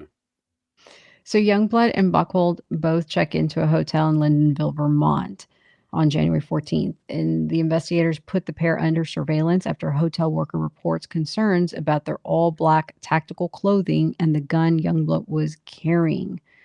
The hotel employee had basically called Ellie to report the 2 guests, and this is at Newport City Inn Suites. The guests, like I said, were dressed in tactical clothing, protective equipment, and the woman was carrying a gun in an exposed holster. They were ID'd as Buckhold, which was a German national, and Teresa Youngblood. Buckhold had been missing for a year. Remember, we talked about how she took off from New York. You got on the plane, right? Mm-hmm, that's the one. And then NY friends had stopped trying to contact her. So on January 17th, transport back to California, Lind, the landlord in California, is killed. Snyder is charged with murder, and prosecutors allege he was trying to prevent Lind from testifying against his earlier attackers. They basically murdered him 3 days prior to the Border Patrol shootout. The hearing has been postponed, and according to the reports, the attorney that was representing Snyder is no longer representing him, and he has yet to hire another one. So then fast forward to what we've all been hearing is the January 20th incident where U.S. Border Patrol officers pull Youngblood and Buckhold over on Interstate 91 in Coventry, Vermont. Agent David Molland and Buckhold are killed in the shootout. Youngblood, who is wounded, is charged with a firearms charge. I think she is pleading not guilty. I don't know if having it outside of you doesn't count. Okay. Until January 20th, no one knew that she was alive until she made news, right? Because remember, she took off on the plane. She's shot dead in the gun battle with the Border Patrol agent. So the report says that they were pulled over, Buckhold pulled over during a routine traffic stop. And Youngblood in the back pulled a gun and opened fire on the agents. The agents then fired back. Buckhold pulled out a firearm, and Buckhold was fatally shot, according to the FBI affidavits. Buckhold and Teresa Youngblood had been under surveillance for several days prior to being pulled over in their Toyota Prius for an immigration check. So some say immigration check, some say traffic stop. We just included both. The network of friends. Apparently there was a German citizen with them. Yes. And yeah, so they were, and then like you just said, they were being followed already because people were looking at them suspicious. Mm-hmm. Mm-hmm. Oh, Buchwald was not an American citizen? No, it was German. Remember, they recruited him right. out of the high school. I just assumed they got their citizenship at some point. We couldn't get this person out of there sooner. You know what I mean? He was attending University of Waterloo in Canada. Right. So I'm saying, how are they flying? Right. How are they flying around, getting in places? Right. You know what I mean? That's like the confusing thing, because it's like, well, did he get citizenship in Canada, and then like him being here, he's not like, is he still like where? You got seems kind of odd, doesn't it? You work Canada, working here. What's going on?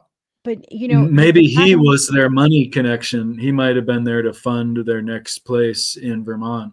That's where on the move. That's a good suggestion. Since he said he made $500,000 a year, so yeah, move. Yes. Sure. And he's the one that's being subjected to all these routine testing to check about his mental state, his mental health. So all of a sudden you lose this person. This person was a key asset to your company. You know, you're no longer drawing that, you know, from him. Did they just end his work visa, or did you not get a work visa? Like, Right. are you doing a work to work visa, like on a 6-month Or plan? he's so valuable they put off making any alert on anything for a while and pray for him to come back. Right. But I yeah, do think, they would do an alert on that eventually. agreed. I do think there's more to that story because of how valuable he potentially could have been, and the fact that he was a genius and all that other stuff. So I think there was maybe something in there. But then again, you're like, well, was the death faked? I mean, because it's like the standard MO now at this point. Another thing too, when they were pulled over, just an interesting little time fact. I guess they were pulled over, and it took about 40 minutes for the person to lose it and just come out shooting. So whatever they were doing with checking on him or whatever, but they eventually lost it or got whatever happened. They said they decided to go out with a bang. And this is 3 days after the landlord's been murdered, right, in California. I think it was coordinated. And this was how much time after the parents were murdered in Pennsylvania? This was 3 months? That was in January. Remember New Year's Eve? That's right. They're making moves. I think November, the final murder of the landlord in California was in November, I think. No, the assault was in November. Okay. When they stabbed him in the eye, and then they impaled him, which I don't understand. They impaled. Gotcha. Just don't die. But Jedi thing. Yeah. Well, the Sith thing, right? Yes, here we go again. Some major. It wasn't a samurai sword. It was like, Yeah, they forgot to use the Jedi mind trick on the guy. They used the Jedi sword and just stabbed him. He thought he got stabbed. Yes. There you go. He really didn't get stabbed. It was the mind trick. He identified as a stab. Yeah. Sorry. He identifies as Cyclops too, apparently, after that attack, sadly enough. Yeah. But it does seem like if you put the chronology of their attack in, you know, I'm a military planner by a former profession. You put all the chronology of these attacks in their order, it makes a lot more sense looking at their plan of assault. Yep. Jedi mind tricks aside, I mean, you never know. I might be getting Jedi mind tricked right now by the Zizians. You never know. Oh man, for sure. So then just real quick. The force is strong with these folks. Yes, definitely, especially in their blood. That was full of estrogen. Anyway, the guns that were found with them after the shooting had taken place had been purchased by someone purporting to be residents of Orleans, Vermont, from a licensed firearm dealer in Mount Tabor, Vermont, last February. According to the Pennsylvania State Police, the firearm used in the Vermont incident was purchased by a person of interest in the December 31st, 2022 murders of Richard and Rita Zanko in Chester Heights, Pennsylvania. Both Youngblood and the gun purchaser had been in regular contact with an individual linked to the Pennsylvania investigation, who is also considered a person of interest in a separate homicide case in California, as detailed by the U.S. attorney. That person, the prosecution memo says, is a person of interest in a dual homicide, also in the investigation of Delaware County in Pennsylvania. Yes. And one thing I do want to also add real quick is that when Youngblood was the one who started popping back at him, right? There was a couple of news articles and I think like testimony from the people there that it was almost like non-hesitant. It was just like, all right, it's go time. We just got out and just boom, boom, boom, like didn't think anything about it. Right. Just got out and started bucking shots. I was like, damn. Did they determine which shooter was the bullet that hit the Border Patrol agent? Because I know they initially didn't charge anybody or something like that, or they didn't want to make that determination. They charged both parties maybe or something like that. That's a good question, JJ. Because it sounded like, I mean, from all accounts, it sounded like there was just a barrage of gunfire going on there. When you're saying this seemingly attractive young gal here decided to get out of the car and start popping off some rounds, I'm being extremely facetious there, but she started popping off some rounds, and it just sounds like, from all the reports that I read, I never saw a total quantity. It sounded like there was a lot of rounds fired that day. Real quick, Occult flew into the United States in the hours preceding that Pennsylvania homicide. Both the defendant and the person who purchased the firearms in Vermont were acquainted with and have been in frequent contact with an individual who was detained by the Commonwealth of Pennsylvania during that homicide investigation. That individual is also a person of interest in a homicide investigation in Vallejo, California, the prosecutor's memo says. The government motion says Youngblood had traveled internationally in each of the previous 3 years, although no information on which country or countries is provided. Come on. The FBI also seized a journal that allegedly belonged to Youngblood. It contains sections written in ciphertext, which is encoded messages that need an algorithmic key to decode. Some portions that agents can read include phrases suggesting hallucinogenic drug use. Prosecutors say including coming up on acid, in quotations. Not really sure what to spend this trip on. This LSD trip seems pretty mellow, and they feel kind of high vibration-y, maybe more so than other LSD trips. This is all quotations. So they're popping acid too. Sleep deprivation. Fucking fun. They got some wild shit going on in this group, man. Yeah. All sounds like MK Ultra. Don't forget estrogen. Right. Yeah. The couple raised alarm when seen skulking about small town Vermont dressed in black tactical gear. Youngblood was also wearing an exposed pistol in a holster, according to an FBI criminal complaint. Open carry of a firearm is legal in Vermont, but is added to concern, and a hotel clerk in Lyndonville, Vermont, a village 45 kilometers south of the shooting, called police. So that's what it was. I guess they were trying to call their bluff, figuring like, I'll just walk around with it and people just assume I got the permit. I don't know. Yeah, I mean, open carry's long been legal there, which it's been constitutional carry state, but you don't want to walk around town dressed in all tactical equipment. That's very, you're trying to maintain a low, you're trying to be conspicuous, trying to maintain low visibility. I mean, like that's not helping you out. Yeah, that does not fit, that they were trying to maintain a low profile wearing black tactical gear with a gun, even though it's open carry. That just seems like they're asking for it. Yeah, like exactly. That's what I was thinking. Like this was their time to get caught for some reason up there. This is interesting. And the idea of mind control, you know what I mean? I think it's interesting because you start hearing so much stuff. You're like, wait, why is the FBI saying so much right now? The couple didn't. And they're supposedly so smart that they would have, thought 2 steps ahead, like we're contemplating right now. They would have certainly thought about that. So you just have to think, well, they must have done it purposeful. Unless I highly doubt it, but I've also wondered maybe shit hit the fan somewhere and they're just actually just reacting totally irrational again. And maybe, it reminds me too that intellectual people can be really stupid when it comes to interacting with gravity and other people. Like they just don't do it well. He could have been really great at contemplating statistics and so forth, but just not good at understanding how people think. I'm just going to throw out a suggestion with the trans Manson bunch here, is that much like when Manson got busted, when they got busted for all the murders, he famously was quoted as saying something like somebody was pissing on his leash. Weather restricts when it's wet and whatnot.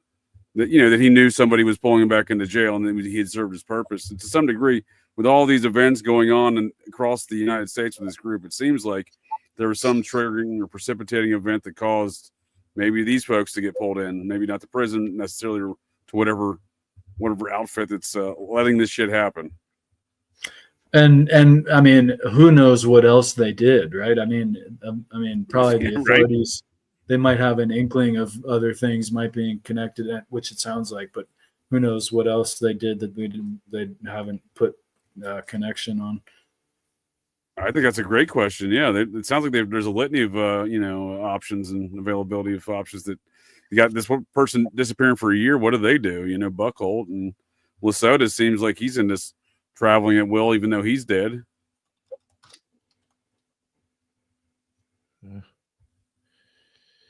If you don't mind, absolutely fascinating and frightening. May I add, like the whole story is just so fascinating and so scary. All right. Almost actually wrapping it up almost here. I got like 1.5 pages left of notes left. So like police ended up getting called, obviously, because they're walking around, looking like Antifa with a gun. The couple didn't talk much with officers who came to speak to them, and they checked out of the hotel soon after their contact with the officers, according to a criminal complaint by an FBI special agent filed in court. Pair traveled north and instead spent the night and the next 5 days in Newport. Court records reveal that Youngblood and Buckhold had been under surveillance for several days leading up to the January 20th shootout. They saw Buckhold buy rolls of aluminum foil at Walmart and then sit in the couple's car wrapping unidentified items in foil sheets. The FBI later found foil-wrapped cell phones at the scene of the shooting. Court documents say that the FBI found guns and ammunition as well as an odd assortment of tactical and computer gear with the couple. There was full face respirators, night vision goggles, ballistic helmet, shooting range targets, and several computers and electronic devices and a journal. While FBI said Ophelia Buckhold, while FBI said his work visa was current, early reports suggested that it had expired. So, and it was that seems like an odd list of contents to have. I don't want to impugn them for having that because as you're reading that, I'm like, yeah, that seems suspect, but I'm like, yeah, I think I have all that in my RV too. So I don't want to say that like that makes them look guilty, but I'm also not traveling around and hiding these in hotel rooms. It's a weird thing to have. You're just carrying around with all these things, right? It certainly implies these folks were doing more of a concerted mission or operation with the items you just described. I mean, maybe the guy or whatever just was popped some acid when they got pulled over. 40 minutes later, he starts bugging out, and like they're all into LSD. So I don't know where that wasn't found on them. So they must have maybe. Well, that's a good point. They didn't find any drugs on them, huh? They didn't find the drugs, so I don't know. You'd be in the car if they did have it. We don't know, but you'd be in the car. It's about to go down. Just take it all. Eating a whole sheet of acid. That'd be pretty wild. That just adds really possible. Yeah, it's a good point. You would expect the drugs these folks were doing to find some drugs, and they had a trend in habits going on. It adds to the potential of like these decision-making processes that don't make sense. Well, when you're on acid, it makes perfect sense. Right. Let the drugs do the talking, huh? Yeah. Real quick, it even says in a motion seeking to have Youngblood detained prior to trial, U.S. Attorney Michael Dresser alleged that she and Buckhold might be linked to other people suspected in violent acts. And then to wrap it up, February 2025, the FBI searches the Chapel Hill property where a landlord says Youngblood, Buckhold, and Lesota had been living earlier this winter. And then February 16th, 2025, Lesota, Zatko, and Blank were arrested in Frostburg, Maryland on a Sunday afternoon. The blogger Lesota, 34, of Berkeley, California, along with Michelle Zatko, 32, of Medea, Pennsylvania, and Daniel Blank, 26, of Sacramento, California, faced charges including trespassing, obstructing, and hindering, and possession of a handgun in a vehicle. At the time of their arrest, they were dressed in black, and 2 wore gun belts holding ammunition, according to police. A rifle was found in the back of one truck and a handgun on the front floorboard. Zajko, who refused to put her hands behind her back and was taken to the ground, also was carrying a handgun. A Maryland court has ordered a blogger known as Ziz, who leads a cult-like group connected to 6 killings, to be held without bail. And Teresa Youngblood has pleaded not guilty to federal firearms charges. Ziz's lawyers Daniel McGarrigle declined to comment on anything about this. Those are some pretty light charges relative to what they're being what they're suspect for. Sure. Maybe that'll change. I saw a little blurb or tidbit about how Ziz is demanding vegan food. He's on a hunger strike. Mm-hmm. They will give you vegan food. I mean, the way these things are accounted for, like the way these accounts are being described, they all sound very proficient with firearms. And they had targets there in their situation they could go. They were doing some training on. It sounds like. I don't know. It does take a certain number of hours to become that proficient. It's not.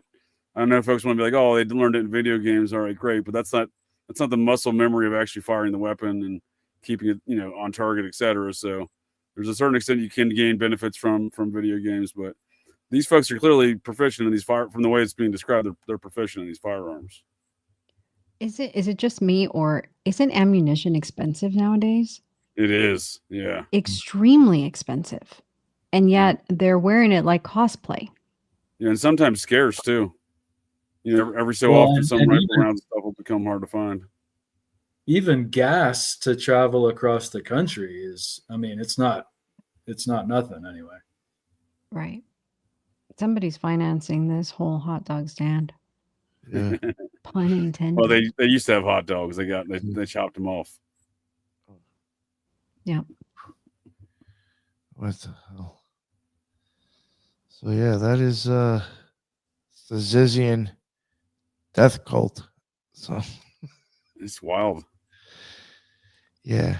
I think only, and I guess it's kind of hard to really get into it too much because we've never covered some of the stuff. But unfortunately, there has been stuff that really Lisa's really kind of looked at more than me.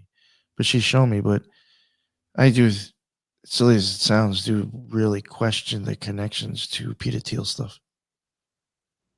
I highly question that. I wish there was other, in the past, there's probably things that we could have gotten into a little bit more, but we didn't. But there's just way too many weird deaths around Peter Thiel type stuff. Well, I find it interesting that this group seems to have this whole technocratic, techno god and techno rule vibe, and that they're afraid of it too. And I saw a very mainstream YouTube article recently about Thiel and Elon both being from South Africa, and Elon's grandfather from Canada on his mother's side was super interested in technocratic rule. He was a president. He was a president of Technocratic Society of Canada. Right. Thank you. Lisa, I know you're on this tenfold over. It just is a spooky relationship even in that philosophy of the technocratic of this group and them. Yeah, and I believe wasn't there someone that was being coined as the HHS czar once the new administration came in, and he's also from South Africa, and he's very pro AI, and they're really wanting to beef up AI into the health industry. It's like the new frontier or whatever for AI. And I believe that is something that was also a concern to the Zizians, or at least some of these, efforts for existential risk and what have you. But you get the same key players. You get Elon, you get the Skype guy, you get Thiel, you get Bankman-Fried, you get the same people over and over and over with all these connections. And if they're not connected to the president, they're connected to a cult. If they're not connected to a true crime thing that's popping off, they're connected to some nefarious thing that's happening on the other side of the border. I mean, it just doesn't end at all. It's super strange. Yeah, I really It's- do think. Go ahead, Ethan. I'm sorry. No, I was just gonna say it's like it keeps on coming up as the same element, and even though there's maybe it's difficult to see the whole web of the entirety, it's the same like technocratic, occult, criminal strangeness that's all around, that's spilled all around it. That please go ahead, Nick. Yeah, I know. Like I kind of mentioned it before. I mean, I don't know what you guys think, but I'm sure you probably think somewhat the same as me. And even people in the chat, actually, I'd be interested in people in the chat, their idea on this stuff. Like the whole idea with the sleep deprivation again, the stuff that they were into, the LSD, the father even knowing that the estrogen helps with all that other stuff, to me is weird. Like, did he hear from the child talking about it? Did he understand? Like, I just found that weird. Like, all these things just seem, to me, could be very MK Ultra almost. And it reminds me too of a very strange stream of biohacking, right? Like a lot of people will get into herbs and different supplements to biohack or just be healthy, basically, is what that means. But in a sense, if they're making different kind of choices, the one hemisphere sleep on acid, like, I mean, that's strange biohack. It's definitely some biohacking, right? And the Silicon Valley folks are big into that. Teal specifically, right? He does the blood transfusions and the younger blood and whatnot. Well, and a big trend is microdosing psilocybin, but also now LSD too. Mm-hmm. No, I've read some of that stuff. Yeah, even Steve Jobs promoted that, right? Oh, I didn't know. He was into the microdosing. Well, he famously told Bill Gates that his marketing campaign sucked because he didn't do LSD. I do know that he didn't have any innovations in his designs or marketing because he didn't do LSD. They were part of the same, same social network. Yes, they were. Okay, let me go. So Teal has a bunch of venture capitalists investing into, like, I'm sure y'all know, psilocybin as well as LSD as a method of therapeutics to deal with many things, whether it is everything from PTSD to, I believe, Alzheimer's, and everything else coming down the pike with prion disease. The other thing that Teal is into is, aside from his law enforcement and his predictive, like Minority Report type deal. In addition to that, he has a lot of investments into reproductive enhancements, or IVF, all kinds of genetic type stuff. He also was, I believe, single-handedly in charge of the company that collected most of the data for COVID. Sorry, I didn't mean to say that out loud. But he has his hands into a lot of different things. And I think it puts him in a great position that if he wanted to place an AI at the helm of HHS, he has the data to do it. And now he has the government contracts to support it. So.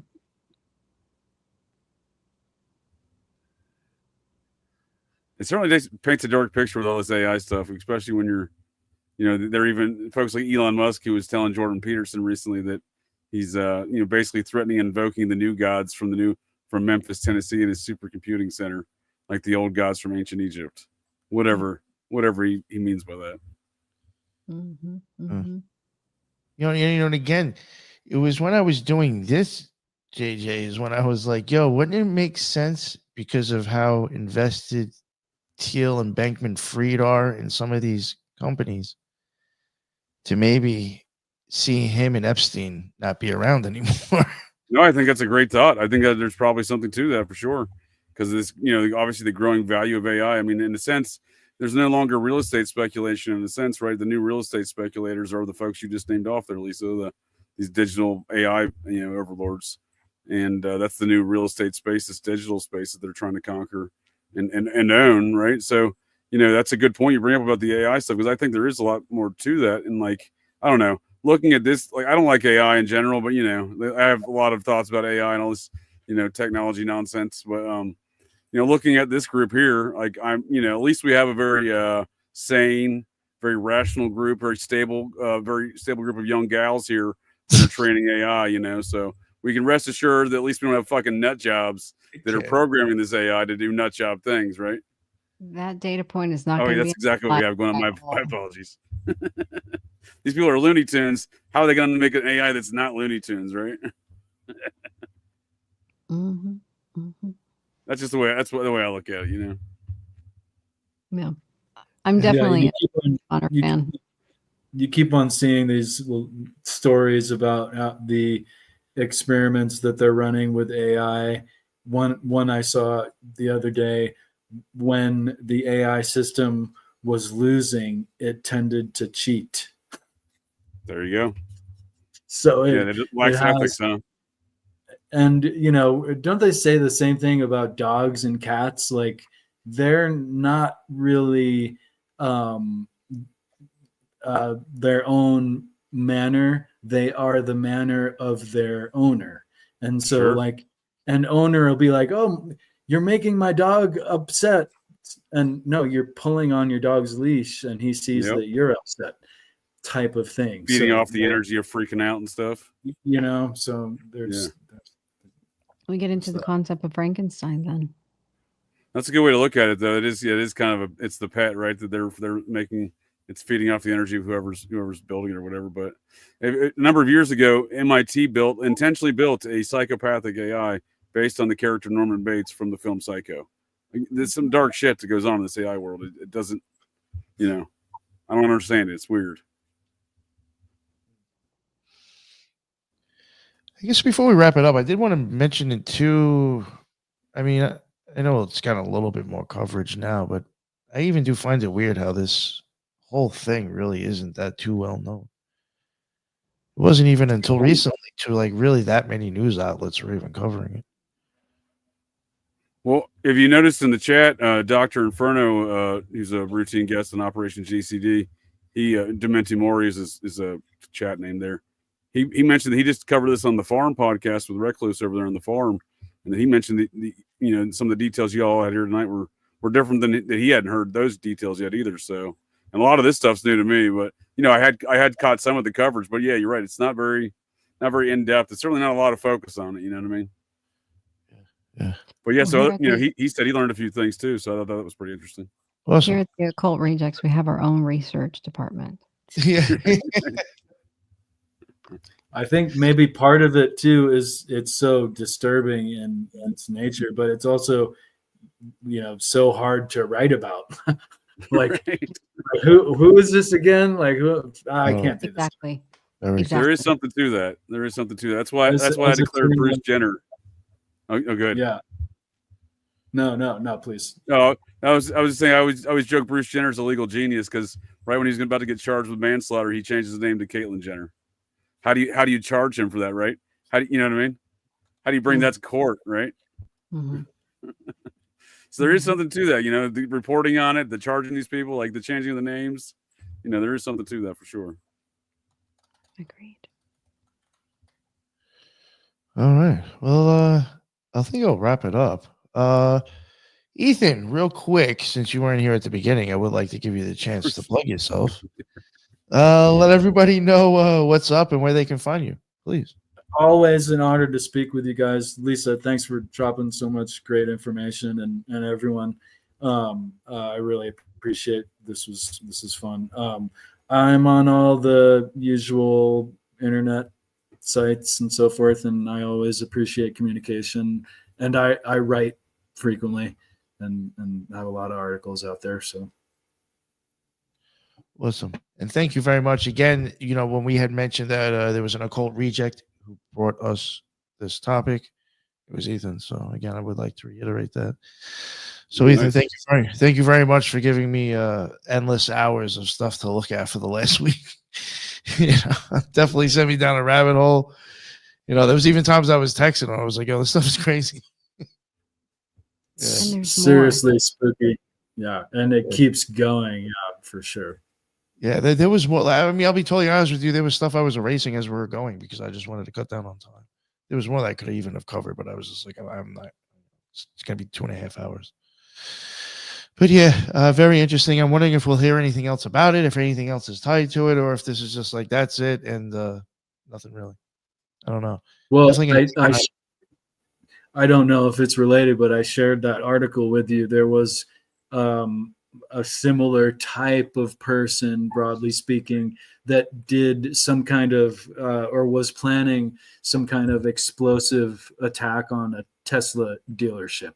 Oh, who was busted. But it could be totally unrelated. maybe they don't like Tesla's AI. That's still right. That's still interesting. But it's just I did see that interesting. incident. I did see that incident. It makes you wonder. It makes you wonder, like, is there because is this? I jokingly call it the transpocalypse, but I mean there is this, could be disparate, trans attacks, but they also could be more coordinated with this Well, especially with the sentiment that they are not holding back against striking back. I forget how they termed it, but Sure. They don't have a problem. They don't have a problem with retribution, right? Yeah, they're very reactionary. Yeah, for being vegans.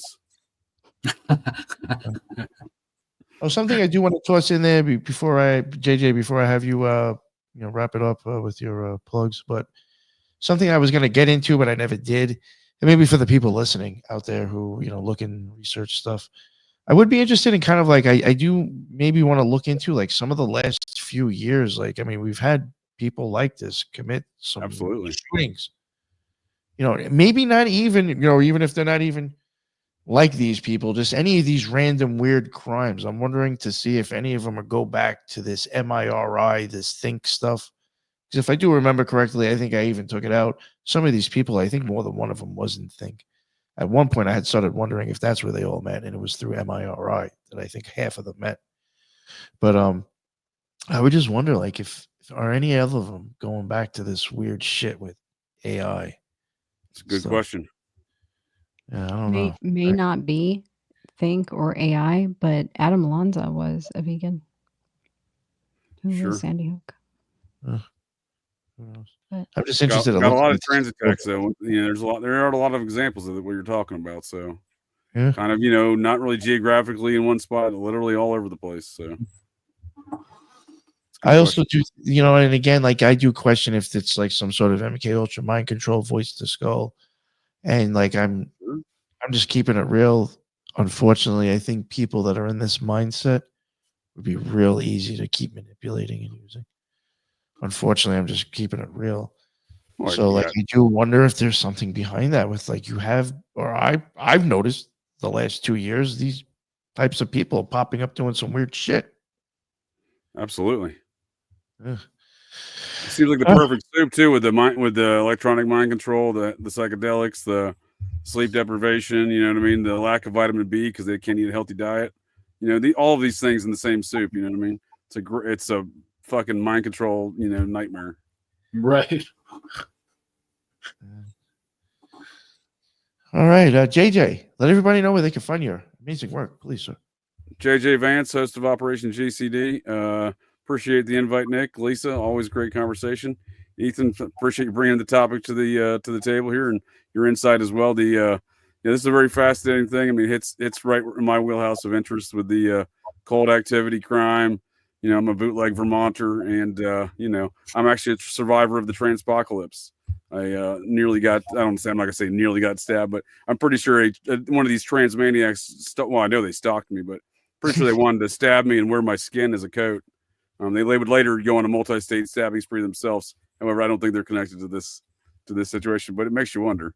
And there's still no updates on Buffalo Jared Revisa. Can't find him in the court system, despite the murder charges and attempted murder charges. But wow. As far as the follow-ups go with this cult, it's a good point. We don't know if there's going to be any follow-ups because it seems like some of this stuff gets kind of wrapped up, even in this day and age of data and whatnot, the free flow of data and availability of data. Like, seems like difficult to hide people in the court system, but I can't find Buffalo Jared in the court systems, and I haven't looked for these people. But I have to imagine that as shifty as this case gets, I can't, in the lack of coverage, I'm not seeing a lot of I'm not positive. I'm not very optimistic. There's gonna be a lot of court cases that are gonna be publicly available.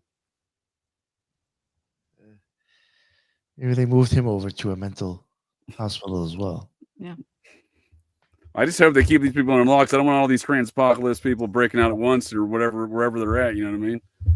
I just don't want to be. I don't have to look over my shoulder for Buffalo Jared to come attack me. You know what I mean? With his weird blonde hair that looks just like Zen. If you put Zen and Buffalo Jared in a photo next to each other, you could almost look like they're coming from the same program. They look almost identical in appearance. With the blonde hair, the weird blonde hair, the kind of the Buffalo Bob look from Silence of the Lambs. Maybe that's what they're going for. I don't know. Awesome. Appreciate the invite. Yeah, Awesome as always. Yeah, no, thank you, JJ. Thank you very much. Lisa, thank you so much for helping with this. This was a crazy, wild topic and a lot of notes and a lot of work and a lot of slides. Nick did a lot of work on this. Majority of him. I wanted that to go on record. Thanks. Appreciate it. Yeah, and I guess that's the end of another Occult Rejects. Thank you, everybody in the chat. Unfortunately, like I said at the beginning, I really couldn't pay attention. There were some times when I was watching it, and then, to be totally honest with you, when I go live so much with JJ, I can't control the chat. So I actually forgot I could control the chat today. I wasn't putting anything up on the screen because I thought I could. So for a while, I wasn't ignoring people. I just forgot I had that option. And but I was looking, and I do appreciate everybody jumping in. There was a lot of cool stuff in there that I was seeing once I could pay attention. That's what's up. That's why I wanted to do this. Try to do this live. I thought it'd been interesting, and I thought a lot of people would enjoy it. Thank you again for checking it out, and thank you all on JJ's side as well. There was a bunch of his comments, and I can see on my end what's going on as well. That's what's up. Thank you. I appreciate you all making it as well. Everybody have a great night, and until the next one, everybody be well. Later.